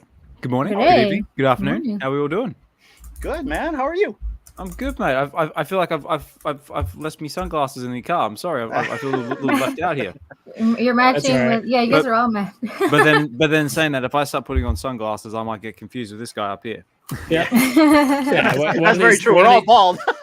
Yeah, one of these days he'll jump on my stream. I'll take over VeVe Wednesday. No one will even notice the difference. Right. No one will even notice the difference. Yeah. You got to get You your gotta work on Australian your ready. accent. That's Yep. it. Good day, everybody. That's it. G'day, everybody. That'd be good. What's happening, guys? Oh, not Vibes. I'm sorry. Oz, you just came in. I mean, Vibes, Oz, kind of like, but Oz, you just came in. We're talking about cryptoids. We're talking about the self-custody portion. I kind of explained a little bit on how we think this whole self-custody process they're doing with teleportation works. I kind of showed that Mass kind of did some deep dive into crescendo and flow and how they're bridging things into flow, and that's how they're able to do this. So I think that self-custody thing is really cool because they're catering to the collectors, they're catering to the gamers, and they're catering to us, the Web3 enthusiasts. You know what I mean? They're not like just saying, nope, we're not doing Web3. And what I love about what they've said here is they're a company that is just utilizing Web3, but they're doing more than that. They're actually doing Web3. So, but what do you think about this, Oz? I think it's good. I think it's just providing people with more options to do more stuff, which is what it's all about. So, I mean, like I know, a lot of people like over on the VeVe side are going to be up in arms about oh, now that cryptoids can do it, we must be able to do it, and then that's going to spark a whole heap of debate out of that. But I mean, like I said, I reckon it's great. I reckon it's good that McFarlane's got the thing going with Marvel now that they can they're doing their at the moment it might just be their stat, because I think they're doing statues at the moment to start with, because I think I saw they're doing a Spider-Man one and a Captain America one, which is coming from some of Todd's past artwork, which is wicked. But like I said, like I've been listening there in the background because I've been prepping stuff for the day because it is quite early here. But yeah, I mean, I reckon it's great. I reckon it's more exposure for Marvel, more like you were saying before, legitimacy. Is that the word? What's the word I'm looking for? It creates more trust. Like saying, look, this big brand's on board with it. They're comfortable. They're happy. The only thing they need to do now is just make it easy for the overall user to use, and make it more streamlined if possible. And yeah, get more people involved. And it's like Todd's went back to saying about his quote on broccoli. I just love that. I mean, it's just like the best way of summing it up at all. It's like, if you don't like broccoli, don't buy broccoli. Just keep walking. Oh man, that guy is so good at making a good explanation on how NFTs, how people like NFTs. What's a good example of it? Like he took somebody's phone, and I don't want to say what he did because he likes to use a lot of colorful language, right? But he literally grabbed someone's phone and said, "You see this picture of your granddaughter? You like that picture, right? It's special to you. You know what I mean? You probably buy frames for it. You probably bought a bunch of photos for it. Same thing as a digital collectible." Exactly. But he said it in his language, right? Yeah, exactly. And so just to kind of piggyback what Osman said, I mean, the more I've kind of learning about cryptoids and stuff, like I have huge respect for the fact that they found a workaround to kind of keep the licensors happy and still get Web3 involved and all that stuff. And in addition to that, drew a blank. I had like a really. You can read my thoughts, Osman, right? Go ahead and take it. No. But I kind of feel what you're saying, like, and I think because a lot of people are dogging on VeVe, like, oh, they lied to us. You can't do that. Like, no, I think you're right. So so we cannot compare VeVe with cryptoids. They're completely different business models. Cryptoids is doing a completely different thing. VeVe's doing a completely different thing, completely different. So maybe the way that they approach these licensors, they have to approach it in a different way. Will and his team are doing a gamified version, and I would think that it's harder for them because they are wanting to have kids involved. And Will has Mhm. said before that that's why it's taken the marketplace so long, because they want to make sure that they're compliant with everything, you know. Yeah. And it's VeVe went through the same heartaches as well. And I gotta say, and someone said this, I don't know if it was you, Vibes, but I'm just going to piggyback on whoever said this. Like, we have to at least thank VeVe and David Yu for getting the licensors on board to do these things, because they were the first, which opened the door for Cryptoids, Pinnacle, McFarlane to even have these IPs join in as well. What do you guys think about that? I reckon it's yeah, like say just to go off of that, yeah, big congratulations and props to them, because like, you know, they were doing this in a time when, like, you know, this sort of area was like new, it was scary. The licenses were like, well, we're not sure about this, and yet they had the stones to follow it through, and they're still going. Like, considering this Blackpink deal is apparently been 3 years in the making, to my knowledge, something like that. And and yeah, like, you know, it just goes to show that stuff like this, like, if you want quality stuff like this, takes time. And you got to, like, I'm sure, like, there's a lot of red tape to jump through, a lot of licenses to keep happy, a lot of hands to shake, a lot of babies to kiss, all that sort of stuff. And I was gonna say ass, a lot of ass to kiss. That's what he meant. I'm just trying to keep this kid friendly. But they It's could have Aloha possibly Friday. It's Aloha Friday. That's it. Yeah. But there could have possibly been some of that happening too. Who knows? Like, say I'm just a guy on the internet. I don't know anything, but yeah, I mean, like I said, like I say all the time, like, you know, in these streams and spaces, like, you know, it's all just baby steps. Like, as long as they're all going in the right direction and they're progressing, making progress, that's the main thing. So even baby steps will get you somewhere. 100%. Mm. D, you've been quiet. How do you feel about this? Oh no, I love it all. I love the way the direction that, you know, the space is going. I'm happy for, you know, these big names that are coming onto these, you know, smaller platforms, and getting people, like I said before, more trusting, to become involved in this, like, unknown waters, and be more comfortable in learning about it. And now that we have, like, I think, like, we're all, even like after, like, 3 years, we're all still in the testing pool for all these things to come.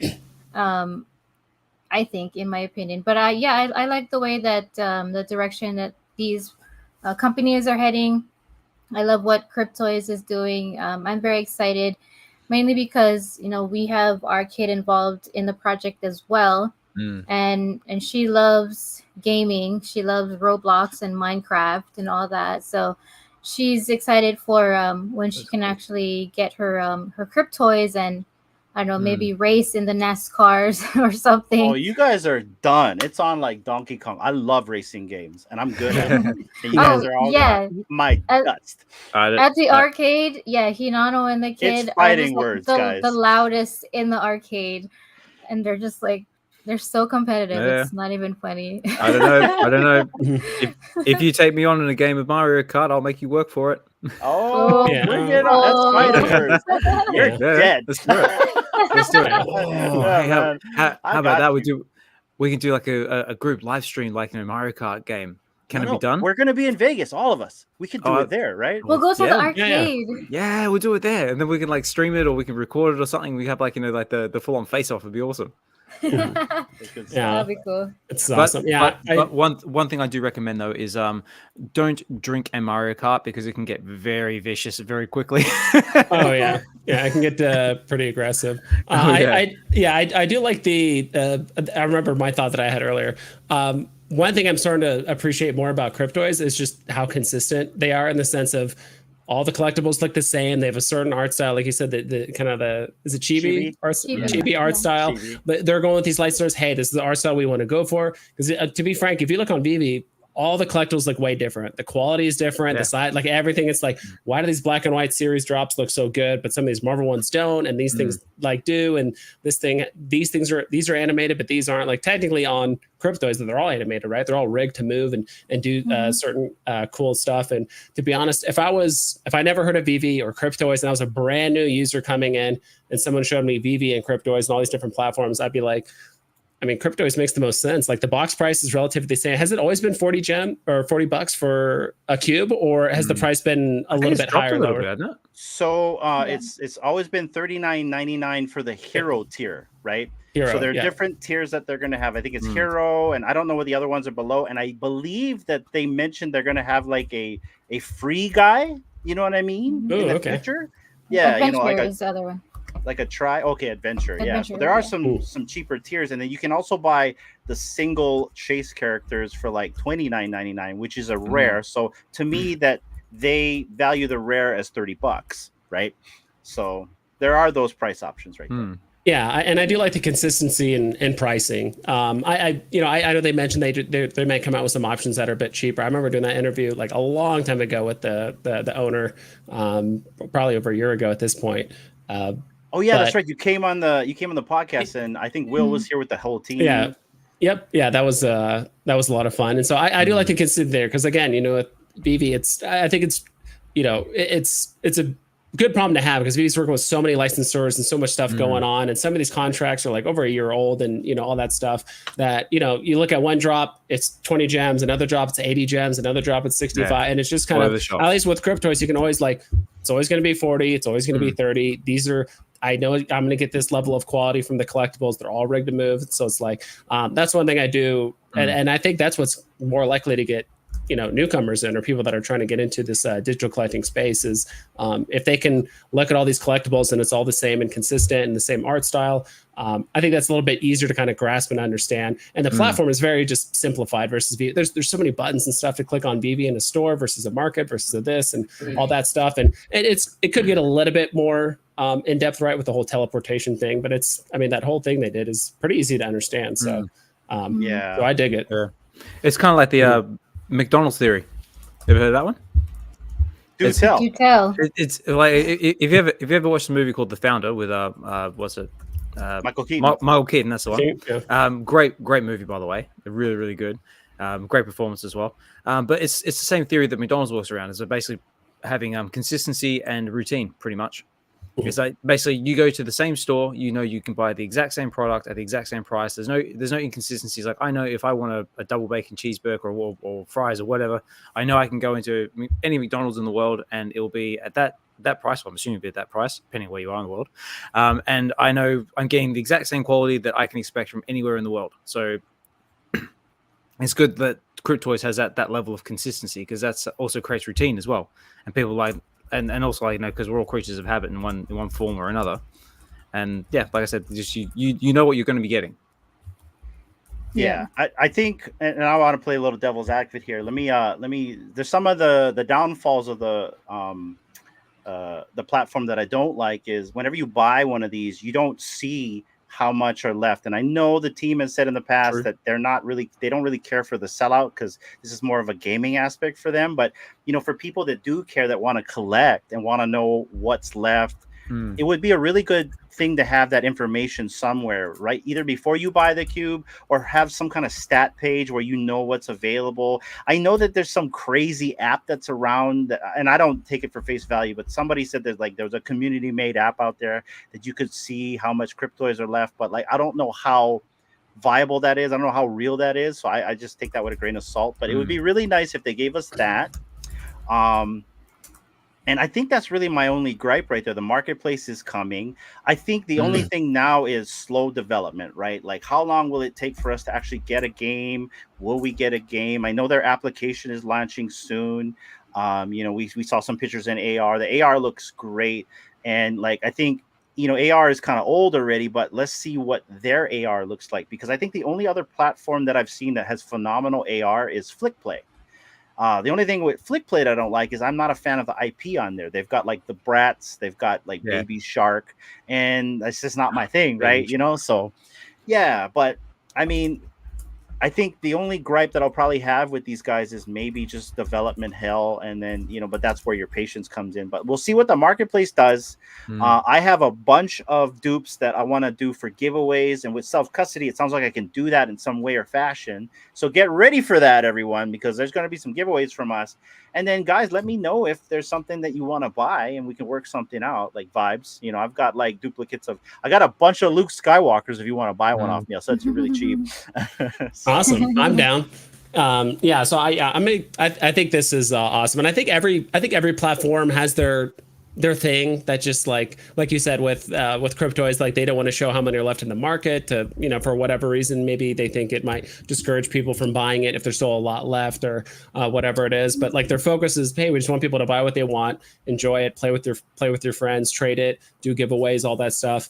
And VeVe has their things too, right? I think remember before that it would show live like how many collectibles were left, and I feel like they might have felt like that was manipulating the market. So now they have that little calculating thing where it shows calculating up until the point where you can like list it on the market, right? Yeah.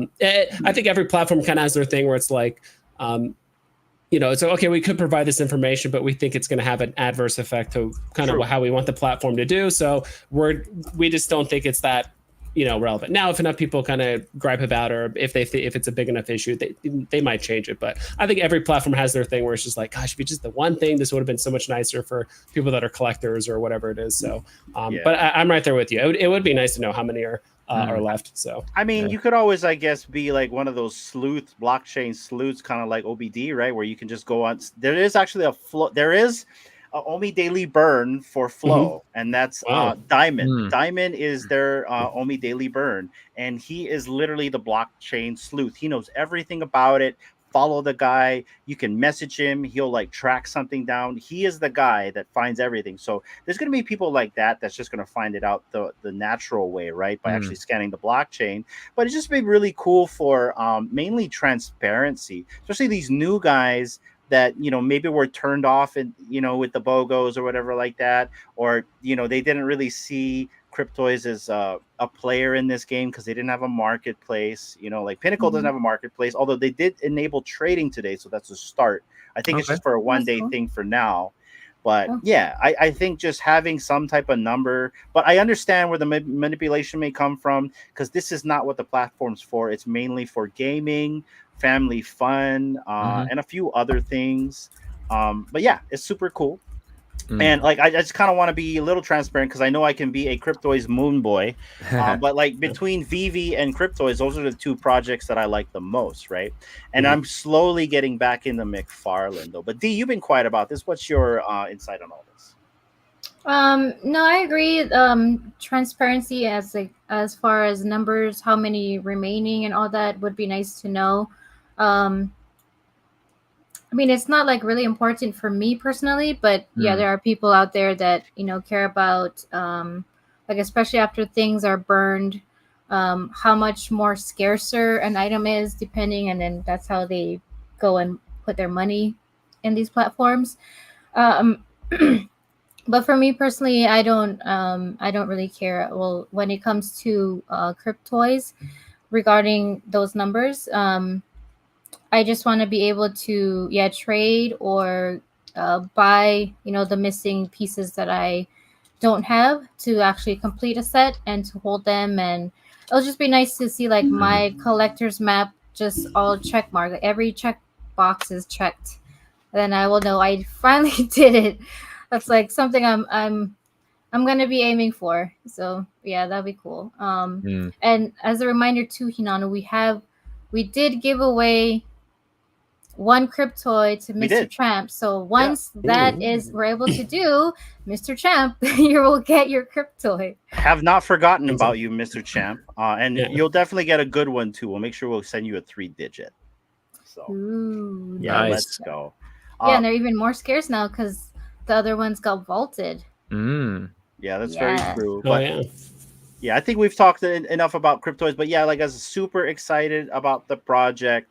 Like I said, this is like another project that I like besides VeVe, and I'm looking forward to the direction of this. And let's go. But guys, we have some giveaways for everybody, so let's get that going right here. Unless you guys have anything else you want to talk about, and give this away. You guys can kind of chat amongst yourself while I get stuff ready. No, I am liking this collection though. It's very, very cool. Like you said, like it's very Hitman 47 vibes to it. But he looks like he's cool. He's chilled out. He's had a few drinks. It's karaoke night. Yeah. So right here we got the classic. You got the uncommon, and then you got the ultra rare right here. That one's cool. We're gonna give away 3 of these, and it's the 3 that you see on the screen, and then the rest of these will get sent to Vibes. if you have a MetaMask, we got to set you up with a wallet guard. We'll help you out with that. Yeah, I do have a new MetaMask, and I've kind of made sure to not like connect it to too many platforms. And I think you guys said something there. I know Kid Arcade has sent some NFTs theirs and stuff like that. So I do have a new MetaMask that I used to like collect stuff. Yeah, that old wallet is just gone and done with. But yeah, I'll have to check out the wallet guard when I get some time. Yeah, definitely worth having. Definitely, yeah. If not, we can get Michael K on and he'll scare you into it. Yeah, that guy sees some stuff. Yeah, now he's a cool guy. But also, guys, so we're going to give away 5 NFTs today. So we're going to give 3 of the vibes. I'm going to give away a Dark Sun to someone in the chat. I'm going to give away a DeLorean to someone in the chat. And then we'll give away a Master Chief to someone in the chat. So we're going to go 5 in a row. Vibes, if you want to enter. Oh, wait, no, I already told you you're going to get 3. But if you want to enter for the ones that are being given away, you can as well. Can you repeat the order you're going to do them, Hinano? I'm sorry. Yeah, no worries. So we're going to do the 3 vibes right here. Vibes 1, 2, and 3. And then we're going to give away a DeLorean, a Master Chief, and a Dark Sun. Nice. Chief baby. I want that baby chief. So, ladies and gentlemen, if you have not done it already, get in there. Hashtag vibes for your chance to win this amazing NFT collection. Don't miss out. Yeah, and guys, I'm sorry, chat, if I have not gotten to you. I've been more kind of sticking to the conversation, but I have been watching. And Dee is normally like the chat moderator, so she'll always say hi to you guys. But, you know, vibes, Alex, it's been really good to have you guys on and just to kind of chat and spitball and stuff like that. What's your guys' plans for the weekend while I get this giveaway ready for everybody? We'll go with you, Vibes. Yeah, go on, Vibes. Don't really have much planned, to be honest. Just hanging out, probably do some more live streams, looking at some Blackpink stuff and all of that. I will say more recently, I've been taking up pickleball. I don't know if you guys ever played pickleball before, which is just essentially like, it's like giant. It's like mini tennis or like big ping pong. Think of it that way. And the court is much smaller, and it's a lot of fun. It's definitely whether you're a bit older and you kind of struggle with mobility, it's still it's a good sport for that. You could do doubles, but yeah, if you just like YouTube pickleball, it's becoming really, really popular here. I don't know about the whole U.S., but definitely here in like at least Arizona or like maybe southwestern U.S., it's been a ton of fun. So I've been enjoying that. Still don't completely understand the rules. I just go out there, just have fun, and just get a bit of sun and enjoy that portion of it. So, but at least for Memorial Day itself, that's coming up on Monday. I don't really have anything planned. Probably just hang out with friends and play some drops. So nice. Is it your birthday, Vibes? I thought it was later. Yo, what? Mine's in July. It's in July. Yeah. Okay, I was like, I thought it was later. Like, I don't have that in my calendar. It was today. No, not today. Hamoon, are you trolling? That's it. Hey, Dee, can you pull up the Neon Paradise project when you get a chance? Yep, opening it now. All right.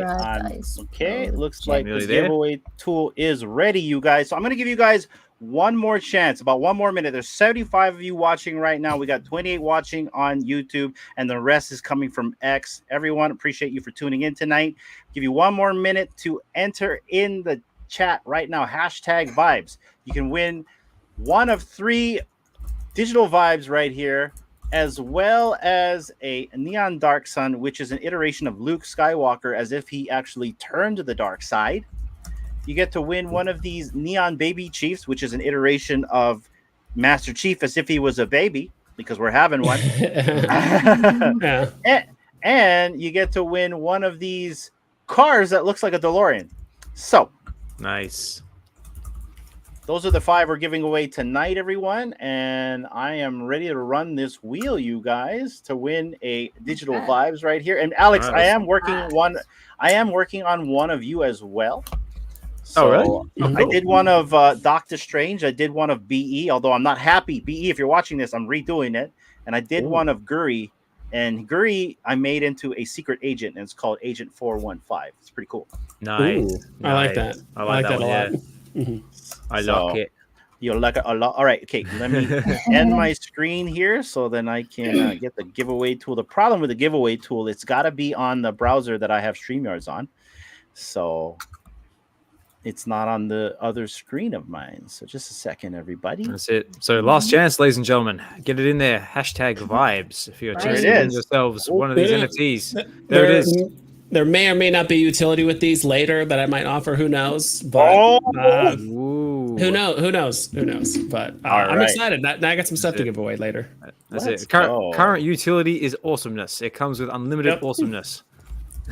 Can we get Arcade to watch X-Men? Yes, Well, it was all done now, so he can binge watch it. So now he has no excuse. Has he not watched it yet? No. Hey, so Alex, so I was talking to Vibes. Let's try to get an X-Men stream on with everybody. You know what I mean? We'll jump on Vibes channel and just nerd out because I want to talk to you guys about the X-Men comic. I started reading it. I don't know. Have you read the comic, Vibes? X-Men 97, the prequel? No, not the X-Men 97. I've been meaning to for a while. I mean, I have the physical here. I bought one at the local game store like a couple months ago or whatever. So I have it. I haven't really opened it and read it yet. But yeah, no, I would love to get all of you guys on there. D, have you watched it? Have you watched the show? 97? Yeah. Yeah.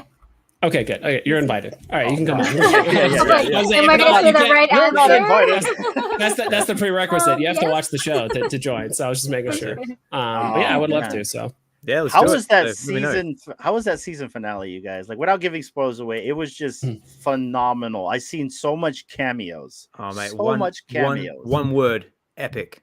Yes. Absolutely epic. yeah, So a what ton of what a season. Yeah, a ton of cameos, and I think people that are like really familiar with the comments and kind of assumed it was going to go one way. We're definitely there's some fun bait and switches, but it's also it's very satisfying. I enjoyed it a lot. So. Oh yeah. What about you, D? Oh, yeah. I enjoyed it completely. There's I think the second to the last and the last or maybe the last three, I was like, what? Yeah, just mind blown. It was awesome. Favorite character, D. Jubilee and Storm. They're two. Yeah, those two are my favorites. Yeah. Storm is so good. I wish Jubilee got like a little bit more time. I know she kind of had like an episode that's a little bit more dedicated to her and like another character. But I still like Jubilee. And Storm is the best. So I love Storm. Yeah. Yeah, they're awesome. What about you, Oz? Who is your favorite X-Men or X-Men? Or X-Men, what, just from that series, or just like in general? Just in general. In general, well, it's like choosing like your favorite child. Pick two. Pick two. Well, obviously Gambit's going to be up there because Gambit's just plain cool. Yeah. And also, obviously, I know the popular ones are Wolverine. I particularly like Colossus. Colossus is kind of cool. Ooh, yeah, I do like Colossus, but also everyone forgets the fact that also Colossus is an artist and also does a lot of artwork. I didn't know that. So I'm pretty. Yeah, go on. I was not aware of that. I thought he just like picked up heavy things and upset construction workers. That he was taking their jobs or whatever was going on that he was doing the first time he makes him. rock art by busting mountains. Yeah. But I tell you what though, I'm not particularly a fan of the film version of Colossus. Like the one in the second X-Men movie, that was awesome. But everything past that was just a bit meh. But yeah, I like the character. What about in X-Men 97? Like, how do you like did you have a character portrayal that was like, oh, I actually really like this character now? Magneto. Yeah. I reckon they got Magneto spot on. And he's probably the best version of Magneto we've actually had so far. Yes, Oz. I'm 100% with you on that. The rest of them have been great. But yeah, this one seems to be like, this is they got it. Yeah, without spoiling anything, I do think like if there was one character the show is about, I think it's Magneto, in my opinion. And they do it very, very well. So yeah. For me, guys, for both the show and also like the movies, like Gambit, obviously, but like I really like Cyclops. I think Cyclops is just a badass. Yeah. I really like his portrayal in the comic book and also in X-Men 97. The comic book is a prequel, right? So you get to actually see Scott figure out that Jean is pregnant, right? Or it's not. Who is it? We all Madeline. Yeah. So, but in reality, at the time, we don't know that, and she doesn't look it in the comic. So it's really cool. Another aspect I like about the comic is you get to see the transformation of Storm from like how Storm was in the regular X-Men series to like her mohawk, right? So you get to see all that. And a spoiler, in the X-Men 97 comic, Dazzler does make an appearance. And I'll leave it at that. Yeah, but Cyclops all the way. You know what I mean? I dig Cyclops and Gambit. Those, I mean, 'cause I like Wolverine, Professor X, and all these guys, Magneto. But if we're really looking at like a showcase character, for me, it's Cyclops. Yeah. Also as well, like, you know, when they had the episode with the events of Geonosis, it's like, you know, was everyone just like, you know, in the last couple of minutes of that episode, just like, what the hell is going on? What the hell just happened? It remind me of the Hellfire Gala. Exactly. Yeah. I was exactly the that's what it same. It's just like all of a sudden, boom! It just went like, you know, from 0 to 1,000,000 in like 10 Like, seconds. holy and just crap. like, holy crap! It's like, what the hell is this thing? Oh my god, that person just this just happened. That's happening. Look here, look there. It's like a Michael Bay movie. You just don't know where to look. It's just like whoosh, bang, snap. Whoa. Yeah, the show does a very good job with the pace. You know, there could be times where it's a little bit slower, but you know, you got to be ready because at any point something just happens, and you're just like, oh man, we're going from 0 to 100. From, you know, X-Men are trying to be cordial and civilian like, and then now they're, you know, using all their powers to eliminate the threats. So, yeah. Vibes, did you read the Resurrection of Miss Marvel in the Hellfire Gala? Did you read that comic? No, Oh my gosh. Same thing. Okay, you got to read it. If not, you don't want to read it. Oz did one on his Relax and Read, or is it Get to the Comics? I don't know which one you did it on. It was on Relax and Read, which is on my my personal YouTube channel, Osman Collect 63, so you can find it over there.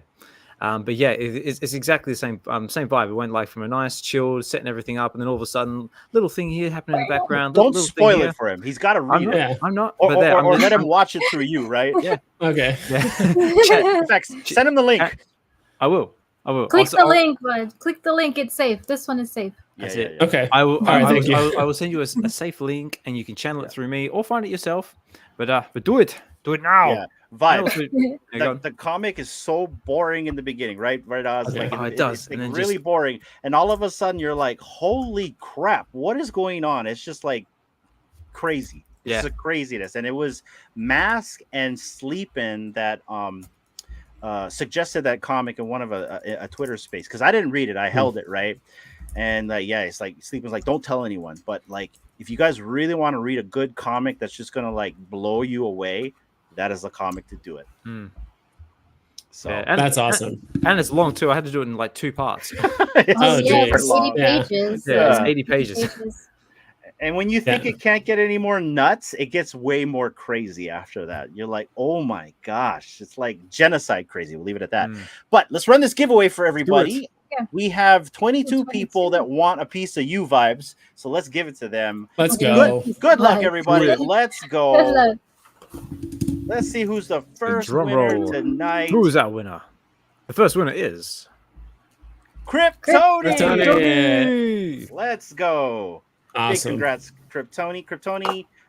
Let me show you what you have won right here. You have won the classic right there. Can you show him a classic? Yep. Bum, bum, bum. That's it. What do you think he's singing? Classico. Right there. Yeah. I feel like he's either singing or he's going to give like a really opinionated like podcast thing about something. He's just like ready to go. He's like, all right, this is how I feel. I'm excited for this drop. Yeah. Go rewind to the beginning. You'll know what he's singing. I would say, yeah. Or he could be like announcing something. Maybe he's like in the wrestling ring. And now in this corner. Oh yeah. It could be a lot of things. This is multi-use. Yeah. Vibes. Let us know in the comments. I'm a little bit Jay. I don't have one for myself. I need to make one for myself. You got to enter the hashtag, no? That's what I need to do. But we're running it again, guys. Good luck. This is for the uncommon. This is for the uncommon. I actually really like the uncommon. Probably, maybe even a little bit more than the other one. Callus, let's go. Congrats. Let's go. Big congratulations. That's it. Congratulations, Callus. You get a double congratulations. Let's go. You have won the uncommon. And I agree with you. I dig the I really like this look. It's very good. Yeah. So big congratulations to you, Callus. But let's keep going, you guys. This is for the Ultra. Let's go. Good luck. For the Ultra. The Ultra. Who will be the lucky winner of the Ultra? Stay tuned and find out. It is Hippie 2323. Big congratulations to you. You have won the Vibes Ultra right there. It's like you're at a rave or something, Vibes.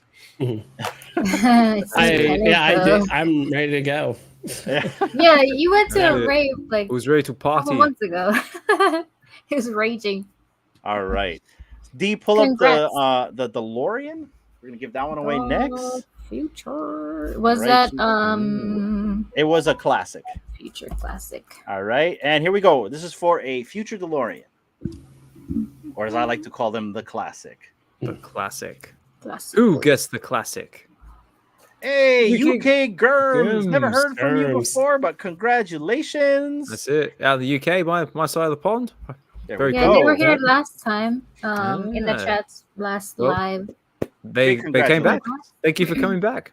Thank you for coming back. DM us your wallet address. You need a MetaMask to get one of these. And let me show what you have won today right here. This is a future OG, which is a variation of the DeLorean. Very cool. And I really am happy with this one, guys. I actually took a while on this one because this is like one of my favorite collectibles on the app, the DeLorean. Yeah. So I really wanted to get this right and to match our branding of the neon type of like creativity. And it took me forever to get the lightning in the back there. I'm not gonna lie, Yeah. forever. It looks It's- awesome. It does and look I really like cool. and I like the wheels and everything. And I'm kind of glad it's not overdone. Like you could have done like the back behind the car and do a bunch of things, but I think it's perfect. Oh, I show like him, it. show him the car actually traveling in time, D, because I did Ooh. get a little crazy with It it. does more. Okay. So it does more. one- Yeah, show him actually, but the one that travels in time, that's the legend, and so there's not a lot of those. Right? Ooh. There you go. Show him the legend. So this is one See, of this them. one does. Yeah, this one actually travels in time. Does it show? Is it gonna do So it? it has There like you go. on the Oh, he's on gonna wait the for it. wheel. Oh, there it is. Oh, there it is. Nice. Okay.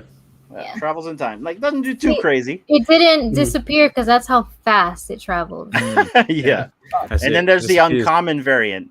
And so the uncommon variant, show him that one. That one is like when Marty's actually like videotaping Doc, right? So I kind of Ooh. wanted to like channel that. And so this is like Ah, a it's you're like right. him Oh, recording. that is That is really That cool. one.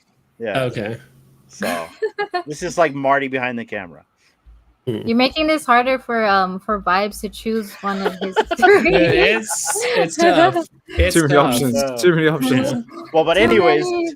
UK Gerbs, you won a classic. Big congratulations. And we're gonna keep going. So pull up the what else we're gonna give away? I forget already.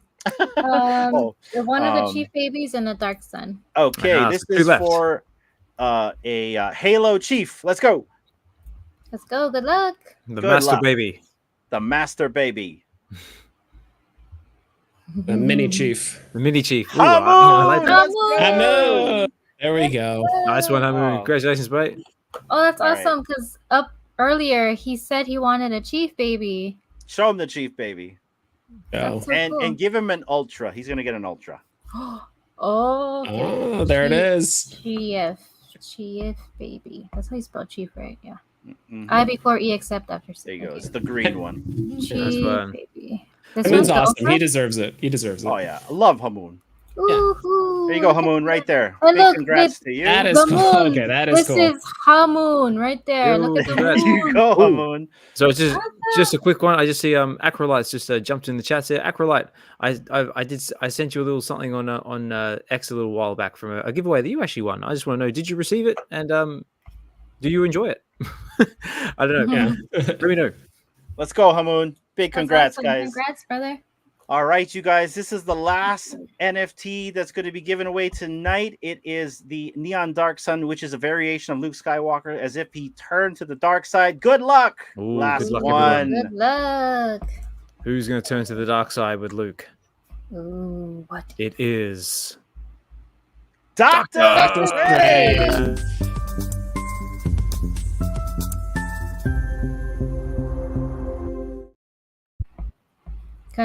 Congratulations. This is what you have won, my friend. Okay, which one was it? It's the Dark Sun. The The one on the classic? right. Yeah.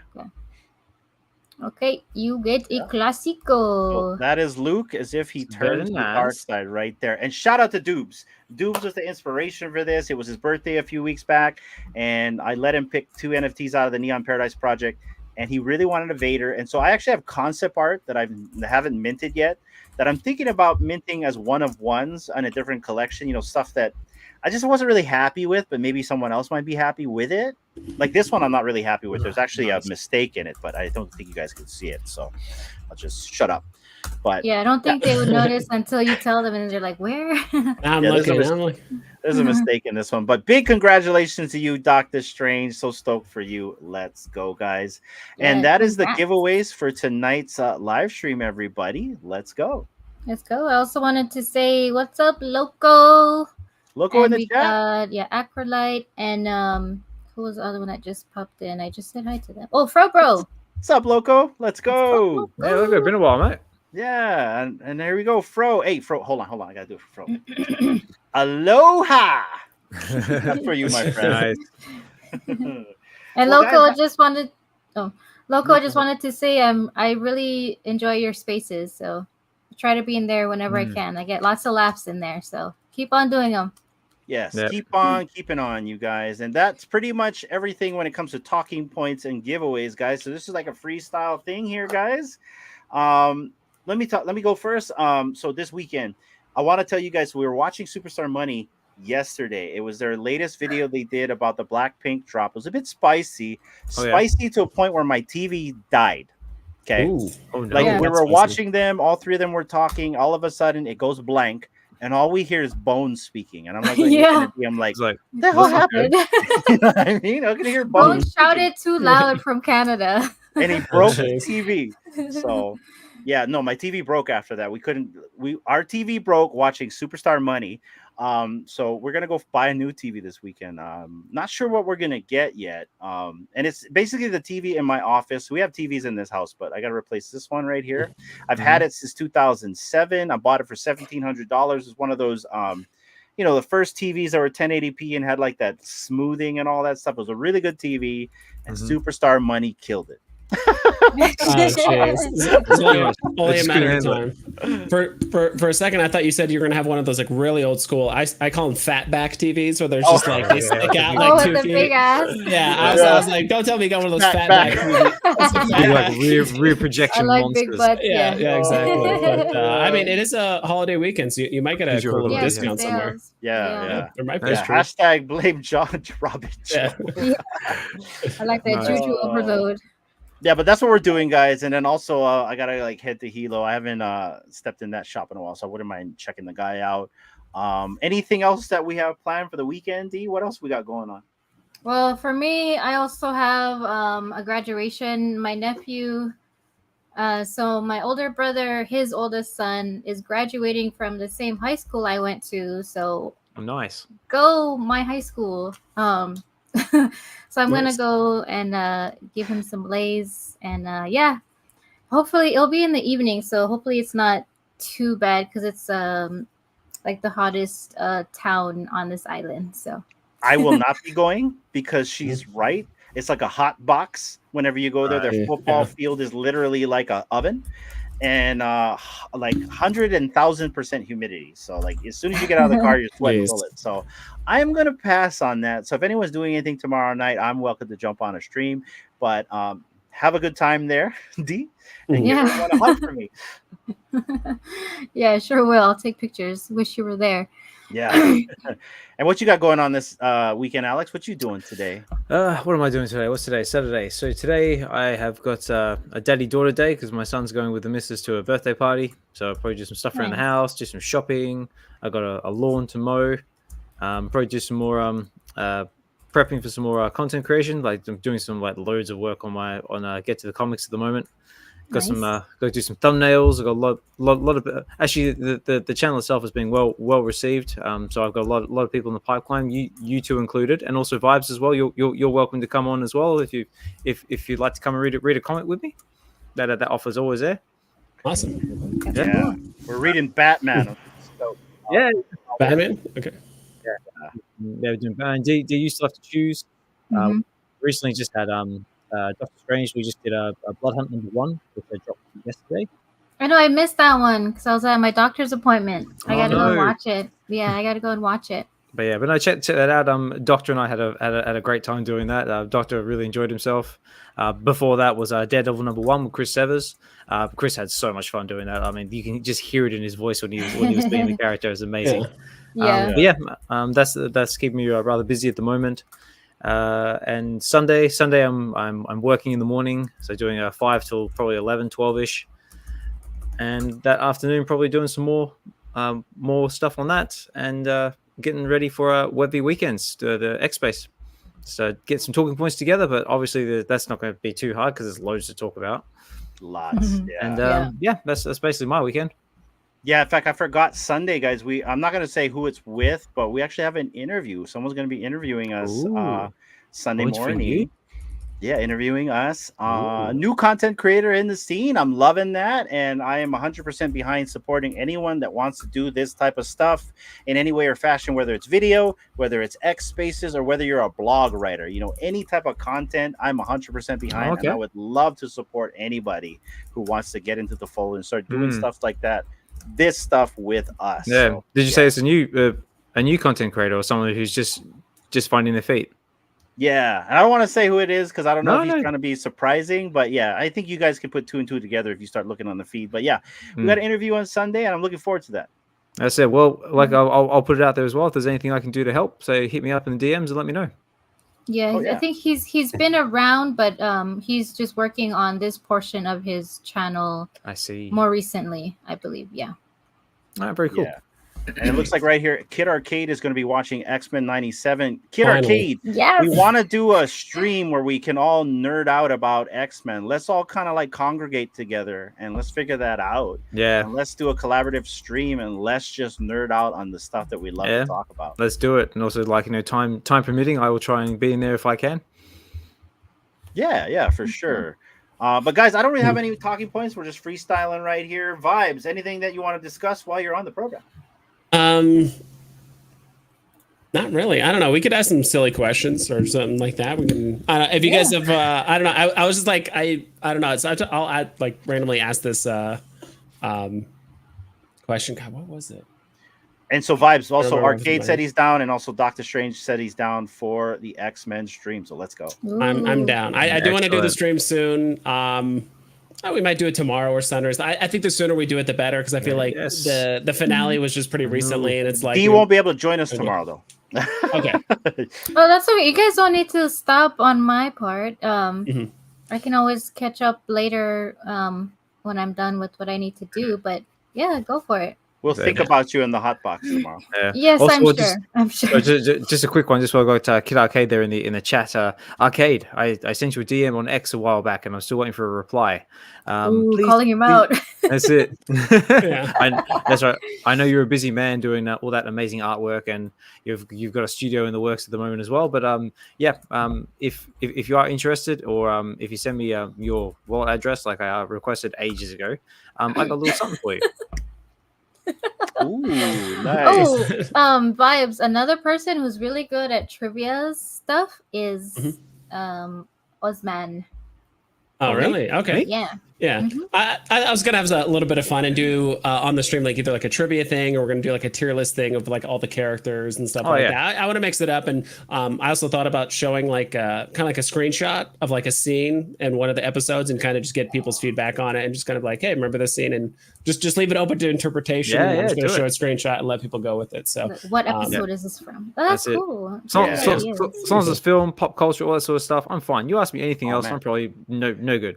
Mix some Star Trek in there, man. Put some Star Trek in there. Let's go. My Star Trek is not bad. It's manageable. Nothing like your nothing on your level though. But like I can probably scrape my way through. Yeah, no, my Star Trek level is the type of Trek that I like, and I'm a part of like the 24th century Trek. You know, the Picards, the Ciscos, the Janeways. Even though I love Kirk and they started it all, like that is kind of like where I kind of reside, and that's where I want to revisit. You know, that's why I've been hammering it down for a year, guys. Star Trek Picard season 3 is my favorite because that's the era I love the most and grew up in, right? And you know, I like people that like revisit that. And then also do it better than it was done before. And that's, I don't know if you guys seen it, but it's something that I can consistently watch in this house and just be happy by watching. I did actually have a question though, because I totally forgot to ask you this. Have you had a chance to watch the new Ghostbusters movie, Frozen Empire? What did you think of it? It was okay. It was okay. I haven't seen it yet. It was okay. I haven't seen it either. It like, you know, I get what they're trying to do with equality, but it got a little woke for me. I'm not gonna lie. There were some parts where it's like, why did they do that? You know, they brought back the old cast and they did not use them properly. You know, like Bill Murray, I know he's just Mr. Ad Lib, right? You put Bill Murray in the thing, he's just going to do what he wants to do. So if anything, he was just kind of like the comic relief as always. But even then, I feel like they wasted him. You know, I like the dynamic of like they're bringing back the old people. They're the old guard teaching the new guard because they're trying to train like I'm not going to say a new team, but just I did not like the new characters. I think they wasted it. D, what did you think about it? Yeah, me too. I thought it was fair to Midlam. Yeah, certain things that Hinano mentioned, I was just like, okay.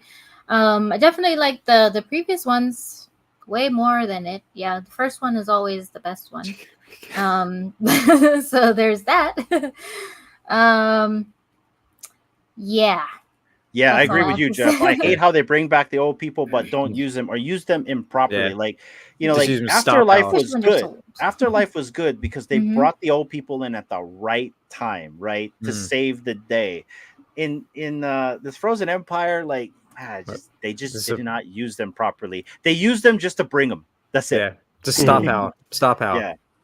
So so hopefully the third movie is better. But like guys, speaking of movies, Furiosa's out. I am that was so gonna be looking my, forward to that was gonna be my next question. I did release today. Yeah.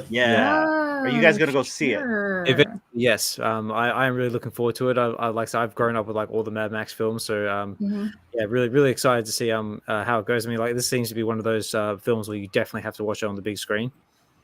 But yeah, really looking forward to it. To seeing Chris Hemsworth actually using his Aussie accent for the first time in a while. Round rubber nose. I know. I remember listening to an interview somewhere. He says, doing this is just fantastic because like I could actually just speak and be like an over exaggerated version of myself because super embellished. Yeah. Just because it's basically done like in Australia. Everyone around like is Australian, and I don't have to pretend. I can just like go full on like I can unleash my inner Hemsworth. And from like, because I was watching some of like the behind the scenes, like you can see Hemsworth get into the character, and like the way he was describing it is like this guy is mean and evil and nasty and goofy. Yeah, you know what I mean? Like, and the goofiness throws all that off, so you'll never expect it whenever he's like, I don't know, a nasty person, right? Yeah, so, it's kind of like the Joker. Whereas like really goofy and like does comics and like very comical, but then like he'll end up cutting your throat first chance you get. Yeah. So what about you, Vibes? You gonna go watch that movie this weekend? Maybe we'll see. I do want to watch a movie this weekend. Maybe me and my roommate will go watch one. I'm not sure about like Furiosa or whatever, but it looks awesome. I do want to see it. But I don't know. I'm a little distracted because I'm trying to think if I want to use the trivia question now about Star Trek or later. I don't know.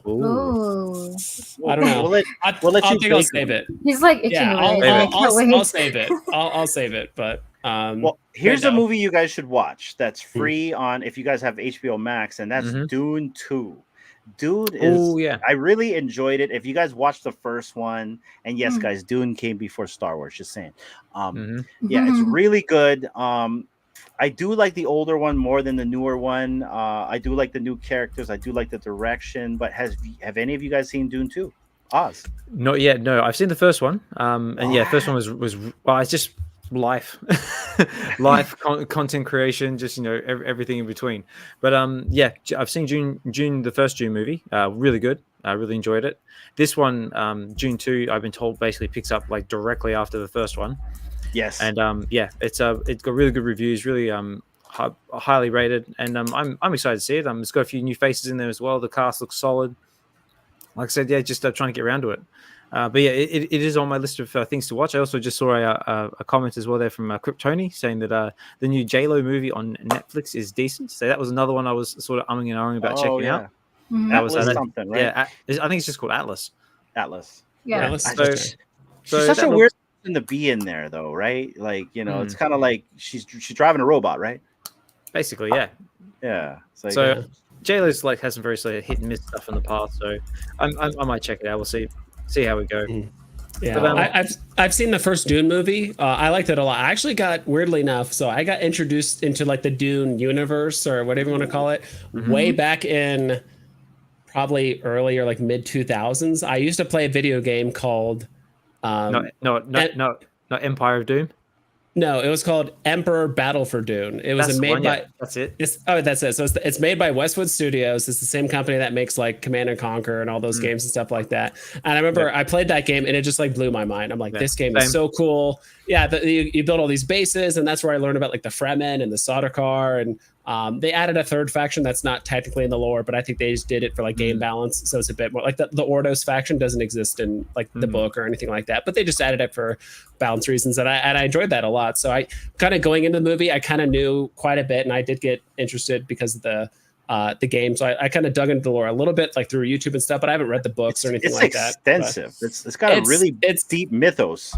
Oh, yeah, there's a deep mythos if you start getting into like the some of the spacefaring, you know, the way the spice works with like the universe and this and that and travel and a lot of these like prophetic kind of like almost like a secret agency with I forget like the female characters. There's like a whole like secret society of them. What are they called? They're I forgot the name. What is that like the Bene Gesserits and that sort of the Bene Gesserits, and then there's so many moving there's so many moving parts. It's kind of crazy, but it's super interesting. And you know when they say like whoever controls the spice controls the universe, they really mean it. And at least if you understand the lore, Actually, go ahead. Just sorry, just on the subject of Bene Gesserits, you see they've got that new TV show in the works. I was just about to say that they got a prequel coming for Dune now, and I guess it follows the Bene Gesserits. And what is it, like 1,000 years into the past? Something like that, something like that. Where and it's my understanding maybe Arrakis has water during this time period. Because at one time there was water, before, right? Yeah. Ooh. So I don't know. It's an extensive trilogy that I wouldn't mind watching, because when you watch Dune 2, you'll I'm not going to spoil it too much, but it continues on, right? And I don't know if you've seen like Children of Dune. I don't think it's going to follow that, but like the books continue after that. So ages ago. I remember that was one of James McAvoy's first roles, if I remember off the top of my head. Yeah, I believe you're right. And it was like a made for TV movie on Sci-Fi. That's the one, yeah. So lots of stuff. Yeah. Also, that's what I suggest you guys watch. Yeah, I just saw as well. Jeff is saying he's trying to get through Star Wars Ahsoka. I mean, that's another one that's coming soon as well. Is that Acolyte? The Acolyte. That's the one. Yeah. Which I believe is coming out on the 4th of June. Yeah, it's like 3rd or 4th of June. I actually I literally watched the trailer probably half an hour before I jumped on the stream just because I saw it. I'm like, I'll check it out. I hope it's better than it looks. It does. You could definitely tell like some of the quality is just kind of pulling back. Maybe it's just because it's a show versus like a movie and all that stuff. But I'm kind of curious to see where they go with it. I'll watch the first. I don't know if it's just the first episode or first two, but I think it's first two. First two, yeah. Coming out like June 4th, so it's coming out on someone's birthday, hey? Possibly, maybe. Possibly. Who's? Oh, okay. Well, I'm not a big Star Wars fan, so I don't really know who the acolytes are. So I'm not really looking forward to it too much. I know, is it Carrie-Anne Moss? She's in the That's TV right, show. Yeah, but Carrie-Anne Moss. This reminds me of like a Rogue One type of situation, right? Where it's like a lot of people that are like, not a part of the lore, don't really know what's going on, but will probably watch it. I'll give it a 1-2 episode to see if I like it. But if I don't like it, then I probably won't watch the whole thing versus like Ahsoka, where I know where they were going with that, right? With Rebels and stuff like that. Yeah, that's the type of stuff that interests me with the Star Wars stuff, is the lore that I understand and know that I can like pick on like a TV shows and stuff like that. Well, how about this then? I think I read somewhere very briefly. Apparently, they're considering doing a live action series of Clone Wars. Ooh, that'd be interesting. Now that would be cool. Considering I don't know. I mean, I just saw very, very briefly in like news headlines saying that they're considering doing a live action series of Clone Wars. I'm like, ooh, now that could be cool. Considering I just finished watching Bad Batch season 3, which is really good. Just seeing like a continuation of like Clone Wars and seeing like different stories that could possibly come out of that. Like also the first live action appearances of certain characters as well. That could be pretty cool. So yeah, hopefully they follow through with that and maybe something will come of it. We'll see. I gotta say, I disagree with this. It's Star Trek over Star Wars. I'm sorry. Just gotta say that, like space science over space magic. It's like, dude, transporters. Are you trying to start a war? Come on. I'm just saying. Loco, where you at? Where you at, Loco? Back me up. We all know Star Wars is for the normies, but if you're like a true sci-fi fan, you're a Star Trek fan. It's kind of the Millennium Falcon is faster than all of the ships in Starfleet. It really is. Mhm. It was proven. Unfortunately, Starfleet has the slowest ships out of everything. Even the ships in Stargate are faster than the Enterprise, unfortunately. Yeah. Is it because the ships in like the Star Trek universe actually move at a speed where the other ships kind of like fold space and move? Because I think warp bubbles like warp space around it, and that kind of what allows them to move. But in other universes, they kind of just find a way to fold space where you can just go from here. Especially like Battlestar Galactica, right? They just jump to wherever they need to go. Well, they proved that the Galactica is still slower than okay. What is that? The like the Daedalus class starships from Stargate. So right now, Stargate has the fastest ships. If you can believe that, those ugly looking, Really? brick looking, like they look like what is that? Aircraft carriers, right? They're the fastest ships in sci-fi per the information that we got from the lore of all these TV shows. And Star Trek is the slowest. So. Yeah, I think we make our own show and just make it the fastest of all of them, just to say we're the fastest. You know? Well, quantum slipstream. Well, I'm going to get nerdy if I say quantum slipstream. But if it was the Discovery, it would be the fastest because it's got the spore drive and it can jump like you were saying, like Galactica. Yeah, they never talked about that. And by the way, Discovery is ending. If you guys watch Star Trek Discovery, this is the last season. Last episode airs next week, and no more Discovery. It's done. So, very cool. Yeah, I was gonna ask if there was like one IP or like one show or video game or whatever it is that you think would do amazing going from where it is now to like a show or like a movie format. Like mine personally, I would probably say Warhammer 40K, but our Lord and Savior Henry Cavill's already doing it, so it's like, okay, that's already in the works. But is there any other ones you're just like, God, if they just got it out of this very small niche community and actually exposed it at a larger scale, like tons of people would love it. I think Space Rangers. You guys remember Space Rangers? Space Rangers. I gotta Google that up. Space Rangers. So that is like a niche show that came out on CBS back in like the early 90s, and it was about a bunch of Rangers out in this outpost out in like deep space. And they literally would go and like rescue people. You know, they were like the cops of space. And it was a really good concept of the show. It came out the same time as Deep Space Nine, but it aired at the same time as Deep Space Nine, and it just got half the ratings. But yeah, Space Rangers. I think that would be a good show to show. Okay, like a good bring back, reenactment, like bring something back from the past, like go into my old vault of things. Yeah, if they started making a show like Space Rangers, I think. Okay. What is this? Has it got the dude who played like Shang Tsung in Mortal Kombat? Yes, that's the one. Yeah. I'm looking at it right now. Space Rangers. So it looks kind of familiar, but I feel like I don't know, like did it kind of get the same treatment as like Firefly and stuff, or it kind of just great show, but it just kind of got overshadowed by other things or funding. Yeah, that's kind of pretty much. But for this one, I remember it aired the same time as Deep Space Nine because I used to record all the Deep Space Nine episodes, and I was only allowed to have one VCR. So, I chose Deep Space Nine over this. So what I would do is I would record Deep Space Nine, and then I would go to my parents' bedroom to go watch Space Rangers. Yeah. So, but this is a show that Space. Remember Space Above and Beyond? That was on Fox. That one I do remember. That was also another good show. And then Firefly. You're absolutely right, Vibes. Firefly was a show was a good one.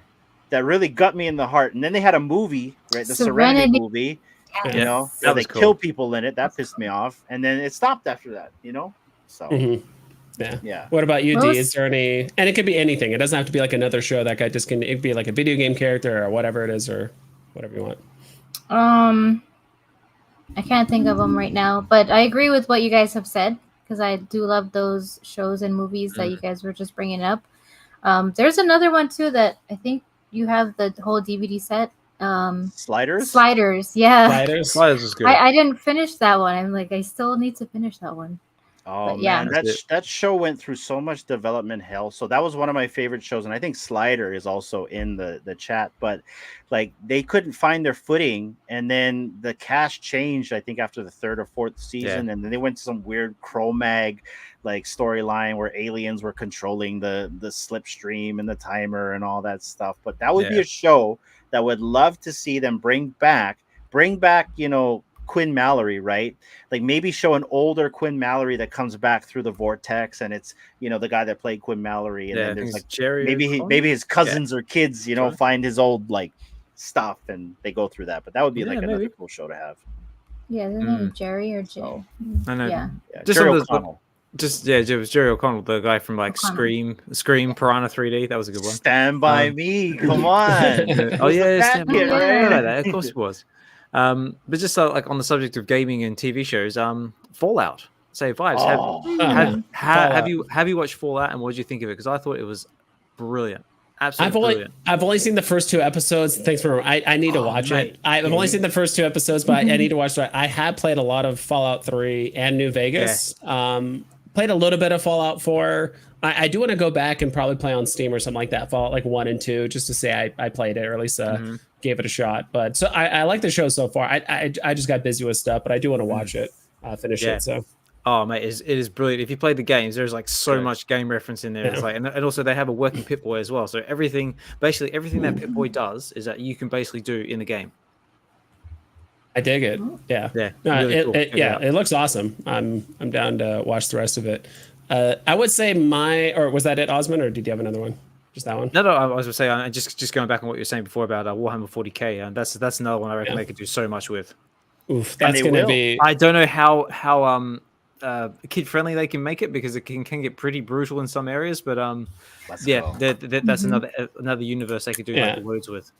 Yeah, I kind of hope they just Warhammer 40k is the most miserable universe. If you live in that universe, unless you're a Primarch or something like it's just not enjoyable. So I think I kind of hope they keep it mature rated. But for me, I think a show that would do fantastic as a video game is Mass Effect. I don't know if you guys ever played Mass Effect or anything. Yes. That would be a fantastic movie if they could do that like into a show.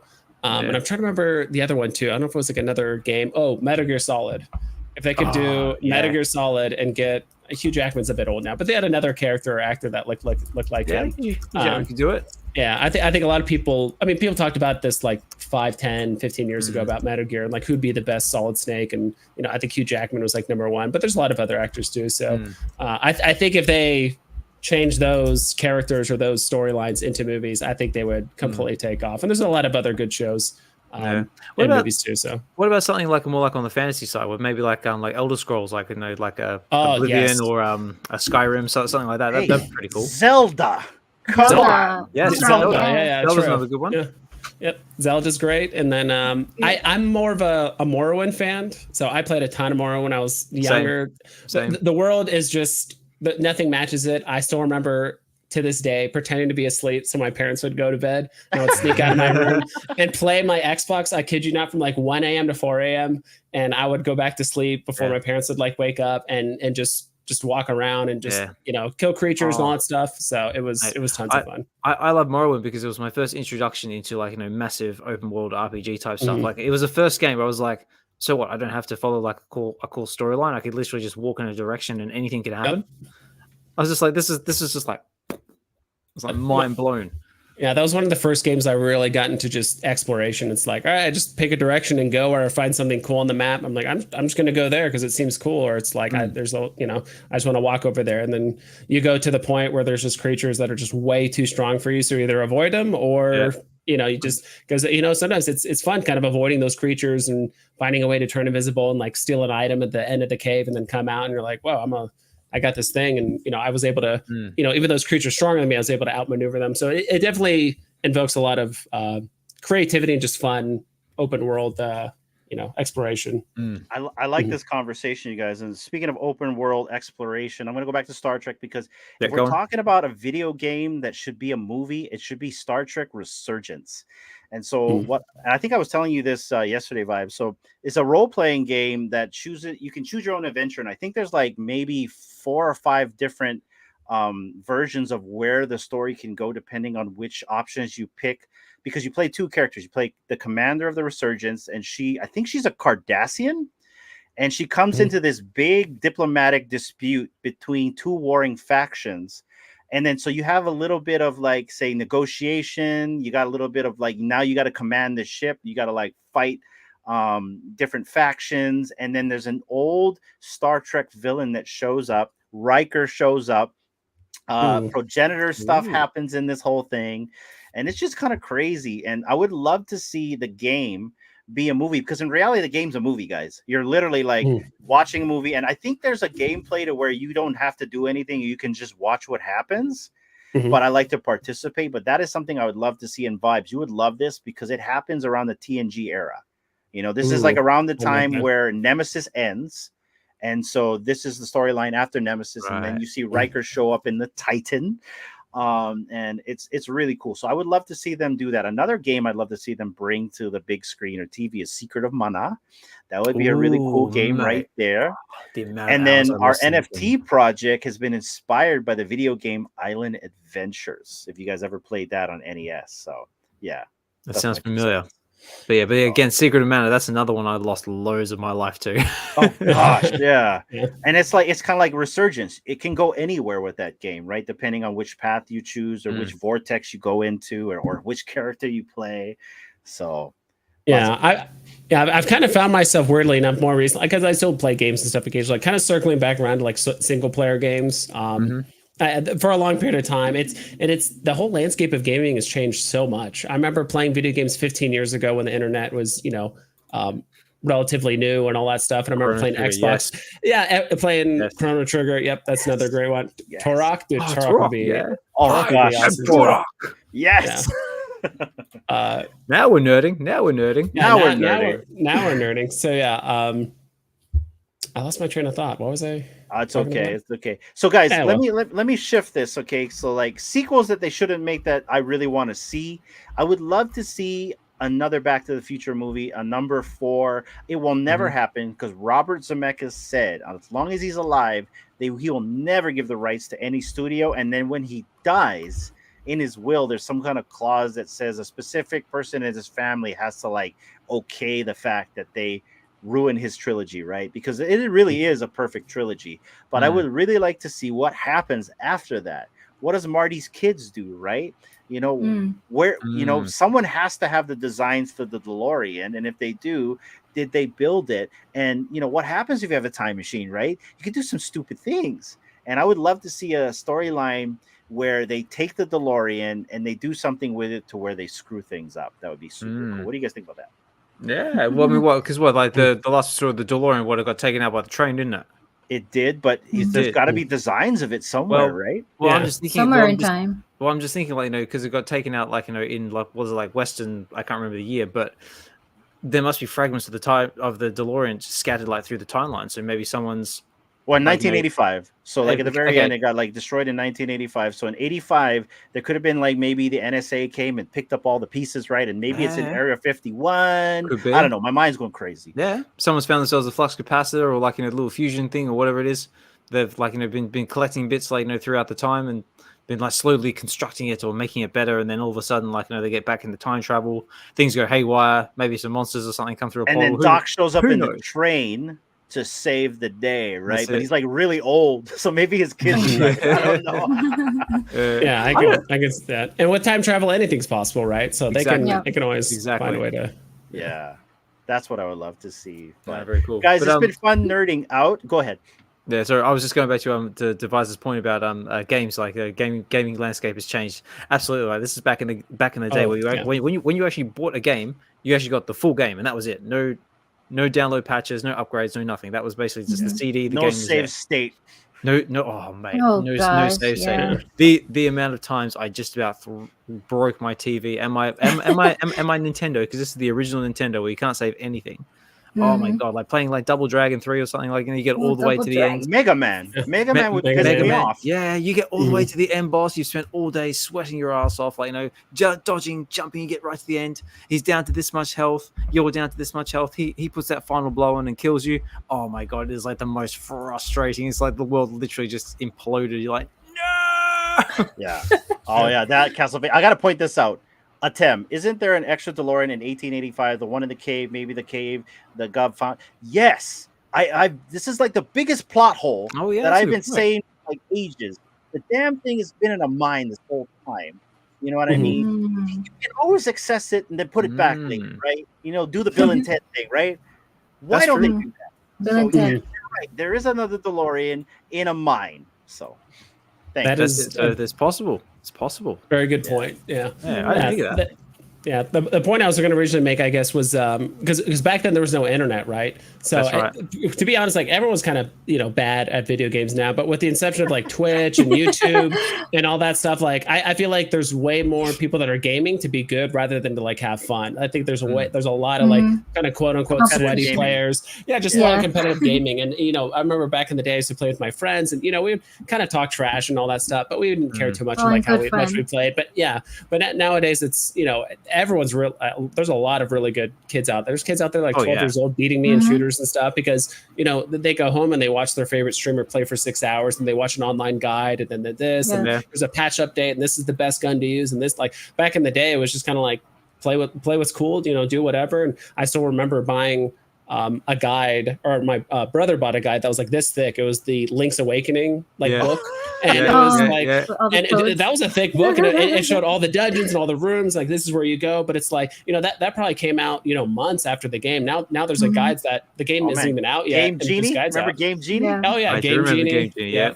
Which hopefully didn't mess up your game. So I remember that. I remember they used to have like call lines, didn't they? Like, used to have like call lines where you could pick up the telephone and call and actually get like the rundown on like your latest game, like the secret levels, the cheat codes, all this sort of stuff. Like this is like way before the internet. Like you pick up the phone. We never had that.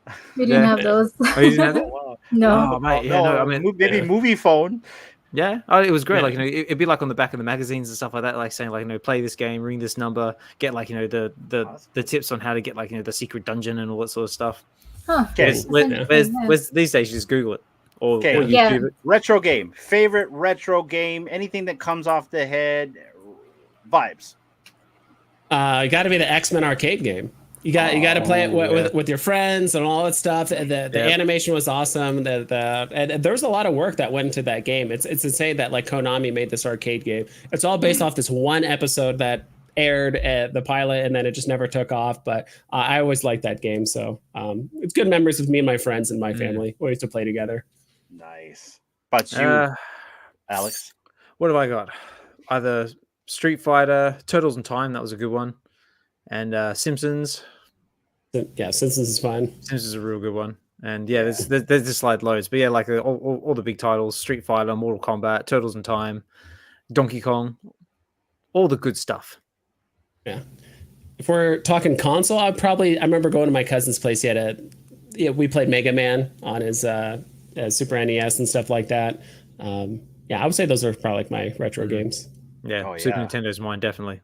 Yeah. Mine is because I remember I used to walk to school every day to a 7-Eleven, and this 7-Eleven is where most of my old comic books came from off the spin rack. Like all the 2099s I own came from that 7-Eleven, but they had 2 console games, and I used to play Fester's Quest in the morning before I went to school every single day. The game used to piss me off because there was a certain level I couldn't get past. But I remember buying the Jolly Ranchers. Remember before Jolly Ranchers, before they came in the little small like Ricola looking things, it was actually like a slog, right? Okay. You get like a little like a flat log of Jolly Rancher, and I used to just like suck on that and play Fester's Quest until school. I that was the game I used to love. Was it called Fester's Quest? Fester's Quest, where your Uncle Fester. Fester's Quest. Yeah, oh man, that's. Dude, the cover on that, it's almost a little unsettling. I don't know. He's got like a spider on his head and all that stuff. He's like making like a weird face. I'm like, what? Yeah. It came around the same time as Teenage Mutant Ninja Turtles, which is another hard-ass game. Not the arcade, but the original game, Teenage Mutant Ninja Turtles. The Nintendo one? The sewer one, yeah. That one. Mate, that is another one I just about broke so many TVs playing. I think it was a pain in the ass to play, though. But those are the games that I remember. Simpsons. I remember staying up till late at night playing Simpsons. Everything. Mortal Kombat. I used to get raw thumbs playing Mortal Kombat. Yeah. It's good. I will say there is a graded Fester's Quest at a 9.4 for $800 if you want to go after it. Oh, isn't it? As I was Googling it, I just saw there's an eBay listing. I'm like, oh, let me look. I'm like, oh, there's a graded one that's like, in a case and everything like that. I'm like, oh, $800. So pass. Hard pass. That one. Hard pass. But my NES still works great, guys. I took really good care of that thing. It almost is pristine and it plays the cartridges good. So I wouldn't mind getting a Fester's Quest just to play later on, because we do Oh. keep one tube TV in this house to play Duck Hunt once in a while, because you need a tube TV to play Duck Hunt, right? Because the light gun. But yeah, That bloody dog. Stupid dog. yeah. Which was a knockoff of Safari Hunt from the Sega Master System, if you really think about it. So, but yeah. Oh, Battletoads or yeah, that's what I was going to say. Battletoads. Bucky O'Hare. You ever play Bucky O'Hare? No. No, you don't remember the one. cartoon Bucky O'Hare and the Battletoads? That was good fun. Or Flintstones, that was another good game to play as well. Jetsons kind of made an appearance in the end. But guys, this has been a fun time. We've been going for 2.5 hours. We've been nerding out. I know. I really appreciate you guys, but we're probably gonna end it here. But before we go, I want to thank Vibes for coming on. I mean, I know we kind of like just spitballed yesterday, said, hey, you want to come on and have a conversation, but I've been wanting to wrap with you guys. We are going to Vegas together, all of us. I want you guys to know it's gonna happen. I know Oz is trying to make it there. I know Vibes is gonna be there. And Oz, when you come, you're gonna have a good time. You know, I mean, Vibes, tell them we had a great time the last time. And it's the first time that Oz is going to be coming to America. Yeah, first time we're happy to be in America. America. So I think he's going to have you ever had a real Twinkie? I think you got to have a real Twinkie when you get here. So that's it. I'm sure I'm just going to be smashed with the culture of America, and just everyone's like, oh, do this, try that, do this. But it's going to be fantastic. So I'm planning on coming for at least a week.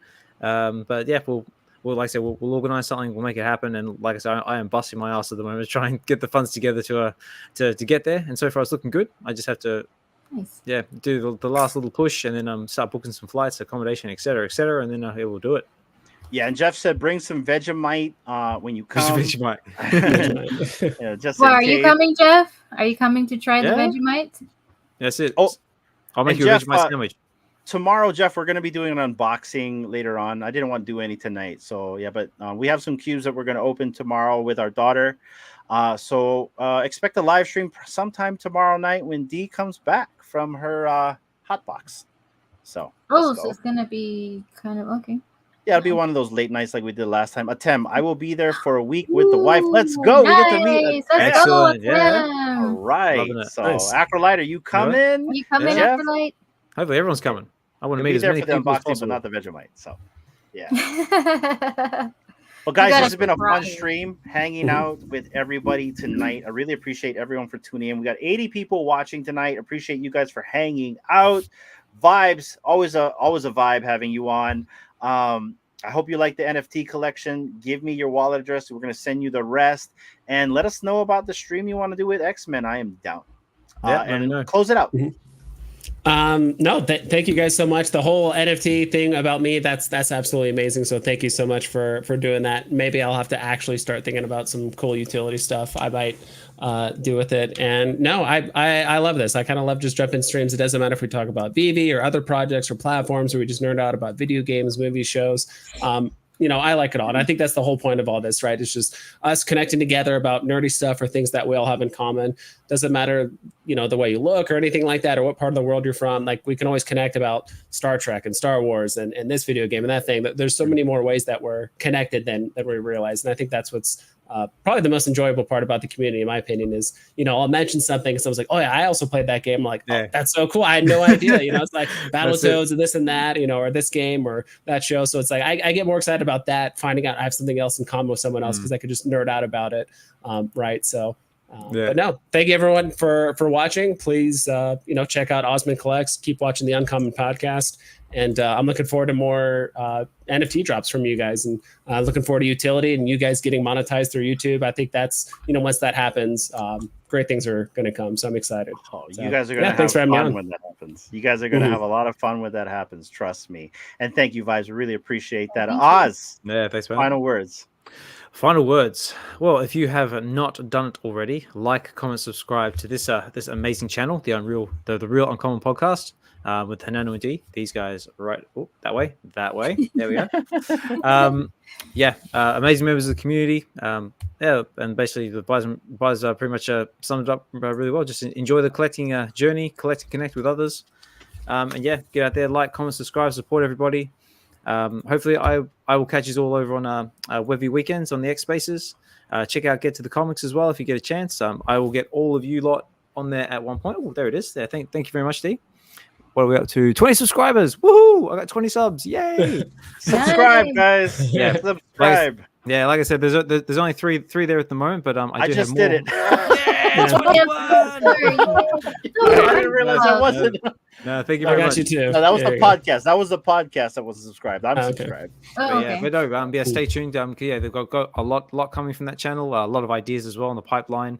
A lot of guests coming as well. I've got the likes of Exhibition, Swampy Number 5, Sleeping Comics. Ooh. So I also got Key Collector 98. So stay tuned. And I'm also working on getting another big name to come on and do a reading as well. I won't spoil it because it's nothing's finalized, but it is in the works. And so stay tuned. Nice. So yeah, on that note, guys, just a last one for me before we close out is have a fantastic weekend, and take care, guys, and we'll talk more soon. Okay, I gotta say, Oz, you are doubling down on this, and I love that because this is something nobody's doing right now. Where you're actually reading the comic, you're getting people on to read the comic with you, and I think it's really cool. I was there when you had Chris on, and he really accentuated the character. I listened a little bit today when you were with Doctor Strange, but I was at work, and I think you have something unique over here, man. And yeah, I'm 100% behind this, so I'm really happy that you're doing this, dude. Oh no, well, thank you so much. I mean, like, it wasn't until I had Josh on from Collectors Gone Digital where we did the Addiction number 2, and I had Josh on there, but bouncing backwards and forwards ideas on that. We even had Vincent Zozzolo in the comments as well, commenting as well, which is also really wow. And I just thought something just clicked in my mind, just saying that's it. That's the secret sauce that's been missing from this whole thing, is actually community engagement, and that's what I want. I want more people to engage in it, to actually open their comic books, to get in touch with the characters, the storylines, find something that connects with them. I mean, like if you've been interested in a comic book and you want to check it out, but don't want to, you're unable to buy one, or you just don't want to do it, or you want us to do it for you, we're more than happy to do that. So but like I said, it's the community engagement that I find is the secret sauce of this thing, and I want to get more people on. Just have fun. That's what it's all about. Just collecting, connecting, and having fun. Well, I think you're on your way, my friend. And I forgot to shout you out, Vibes, but also everyone, if you haven't subscribed to Digital Vibes yet, do it right here, right now, right there. Check out his content. He's an OG, because you are, Vibes, and he's been around the block longer than all of us. So check out his content. He does a lot of market watch, double and triple check your listings, as he likes to say. And give this guy a follow and a like. And then right here, check out his X page right there as well. Yeah, very cool. I do have to say real quick that it was this guy, that one right there was actually one of the first content creators I actually tuned on to when I first got into the space and into VeVe and all that. Like I said before, really cool to actually be being up here and actually chilling with you and nerding out. He made me nervous when we got the D guy and I saw this tall guy. I'm like, oh, I don't want to talk to him. You know what I mean? As I told D, I'm like, I'm nervous. She's like, you don't ever get nervous. It's like being a celebrity. Yeah, you know what I mean? I didn't realize you were that tall too, Vibes. Yeah, because I'm a shorty. Yeah, I'm pretty tall. So not as tall. Yeah, not as tall as VeVe Meister, but VeVe Meister is on a whole nother level. Literally a whole nother level. So that guy just needs to not even. People. He doesn't even need to tiptoe. He just grabs the ball and slams it right into the basket, right? Yeah, exactly. Close it out, D. Do it. Yeah, thanks guys for coming on. Appreciate your time, Vibes and Osman.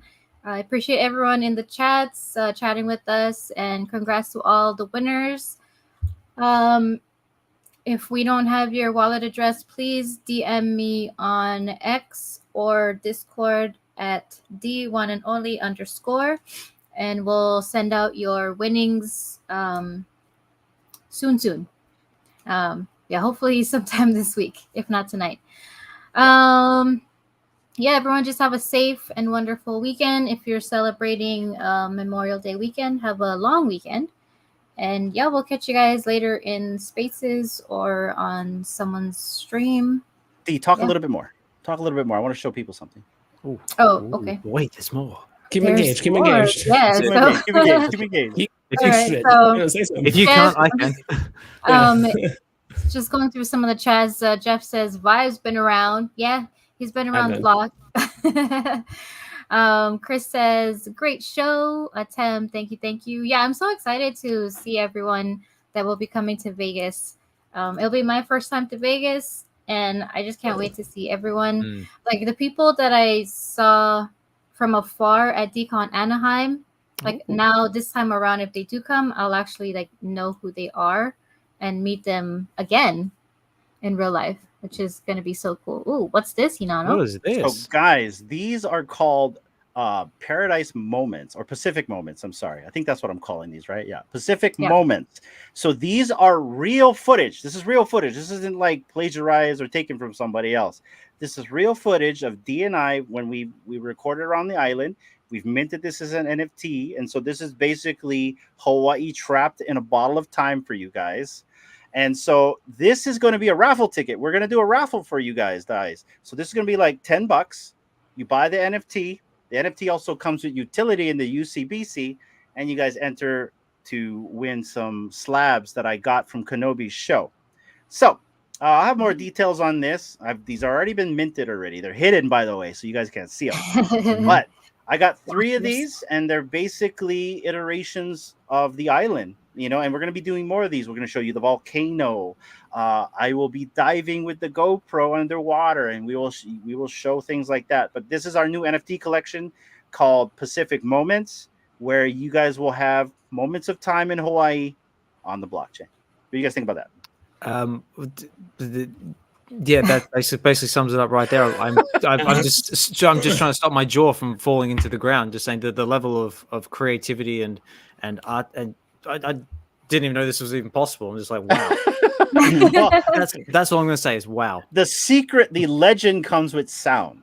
So some of it can come with sound, some of it don't. It depends on what I choose to do or not do. So yeah. What about you, Vibes? What do you think about this? Yeah, this is awesome, and you guys are blowing my mind with all these like NFT projects and all that stuff. And I love how you're getting kind of the nerdier parts of you out with obviously the other NFT project. And this is like you want to share the amazing parts of Hawaii, right? And kind of give a little slice of life back to people across the world. So no, this is awesome, and I'll definitely be involved with these specific moments because right. Yeah, I mean, we could use I'll take some. So I could use it. Well, I figure we'll gamify this, right? Like you buy an NFT, you can use this in the UCBC, and you can enter to win something in a raffle. So depends on engagement, obviously, but so and we'll try to keep it really cheap, $10. You know what I mean? And it'll be on the Polygon blockchain. We'll let you guys know when we launch this as well. We have some other NFT project we're launching because we have our hats that we're going to be selling to you guys. Dia trying to still figure out the price point on the shipping and everything. But essentially with the hat, you buy an NFT of a hat. You get that NFT that also gives you utility into the UCBC, which is the Uncommon Comic Book Club. And you also get a free NFT from Devo, which is an iteration of D, myself, and the kid as Batman, Wonder Woman, and Punchline. Nice. And that also gets you utility into the UCBC. I mean, being repetitious here. And you get a hat that we will mail to you in the mail. That also gives you utility into the UCBC. Yeah, there's that repetitious thing again. So there's a lot of utility that's going to be involved in a lot of our things. So just want to show this, guys. Go ahead. Quick question, then obviously I'll let you go because we're trying to close out here. But this is all still pendant on you getting to 500 subs. Is that correct? No. So these are all separate things. The 500 subs is mainly for our subscription, which also comes with an NFT. So when you join our channel, and I believe it's going to be like $2.99 to join the subscription. We're going to keep it the same as everyone else. You get an NFT for free, which gets you into our Discord, which gets you into our sniper alleys, which gets you into our, because like my understanding of Discord, you can do all kinds of funky stuff. So you get into the club basically when you join our subscription, and it's kind of like same thing as like Aaron and also Mike, Kid Arcade. There's all that kind of stuff. So you join the club, but we have different NFT projects. We also have our NFT project as a family called Potty McPodcast. That's going to be like our Star Boys. Trust me, I have all this mapped out. I have like collector maps. I have all this. Yeah, like it's not just me spitting out of my ass. He's been busy.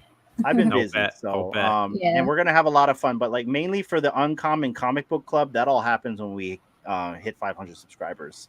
But for like the hats, these Pacific Moments, and Potty McPodcast, that is actively being worked on and will be released in the coming weeks.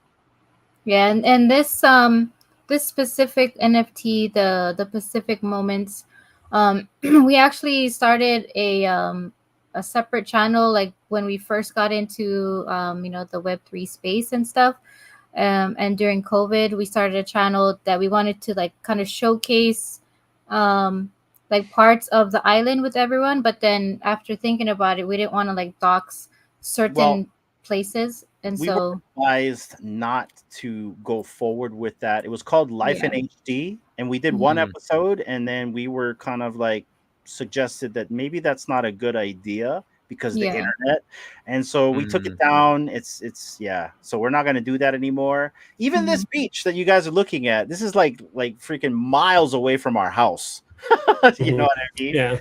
And I'm even going to tell you where this is. So, but and we're also going to be traveling to other islands in the summer, and we're going to be doing a lot of footages of that. We're hopefully going to meet a VeVe fam in the coming weeks. I won't say who it is until you see it. But there's all that coming along the way as well. Well, actually, I think 2 VeVe fams we're going to go meet, right, D? Yeah, I think so. We have I know that one planned. for sure. Yeah, one for sure. And then we got lots of stuff. A lot of stuff coming. But guys, I just wanted to showcase this and just get you guys' opinion on the Pacific moments. Yeah, love it. All awesome. right. I'm digging. Thank you so much. Thank you. Okay. Guys, that's pretty much the show. We really appreciate everyone for tuning in on X and also on YouTube. We got 84 viewers tonight. Thank you for joining the program tonight. And we will catch you guys probably either tomorrow for our unboxing stream or Tuesdays when we do VeVe Comics. But guys, take care until the next one, and aloha. All right. See ya. Bye.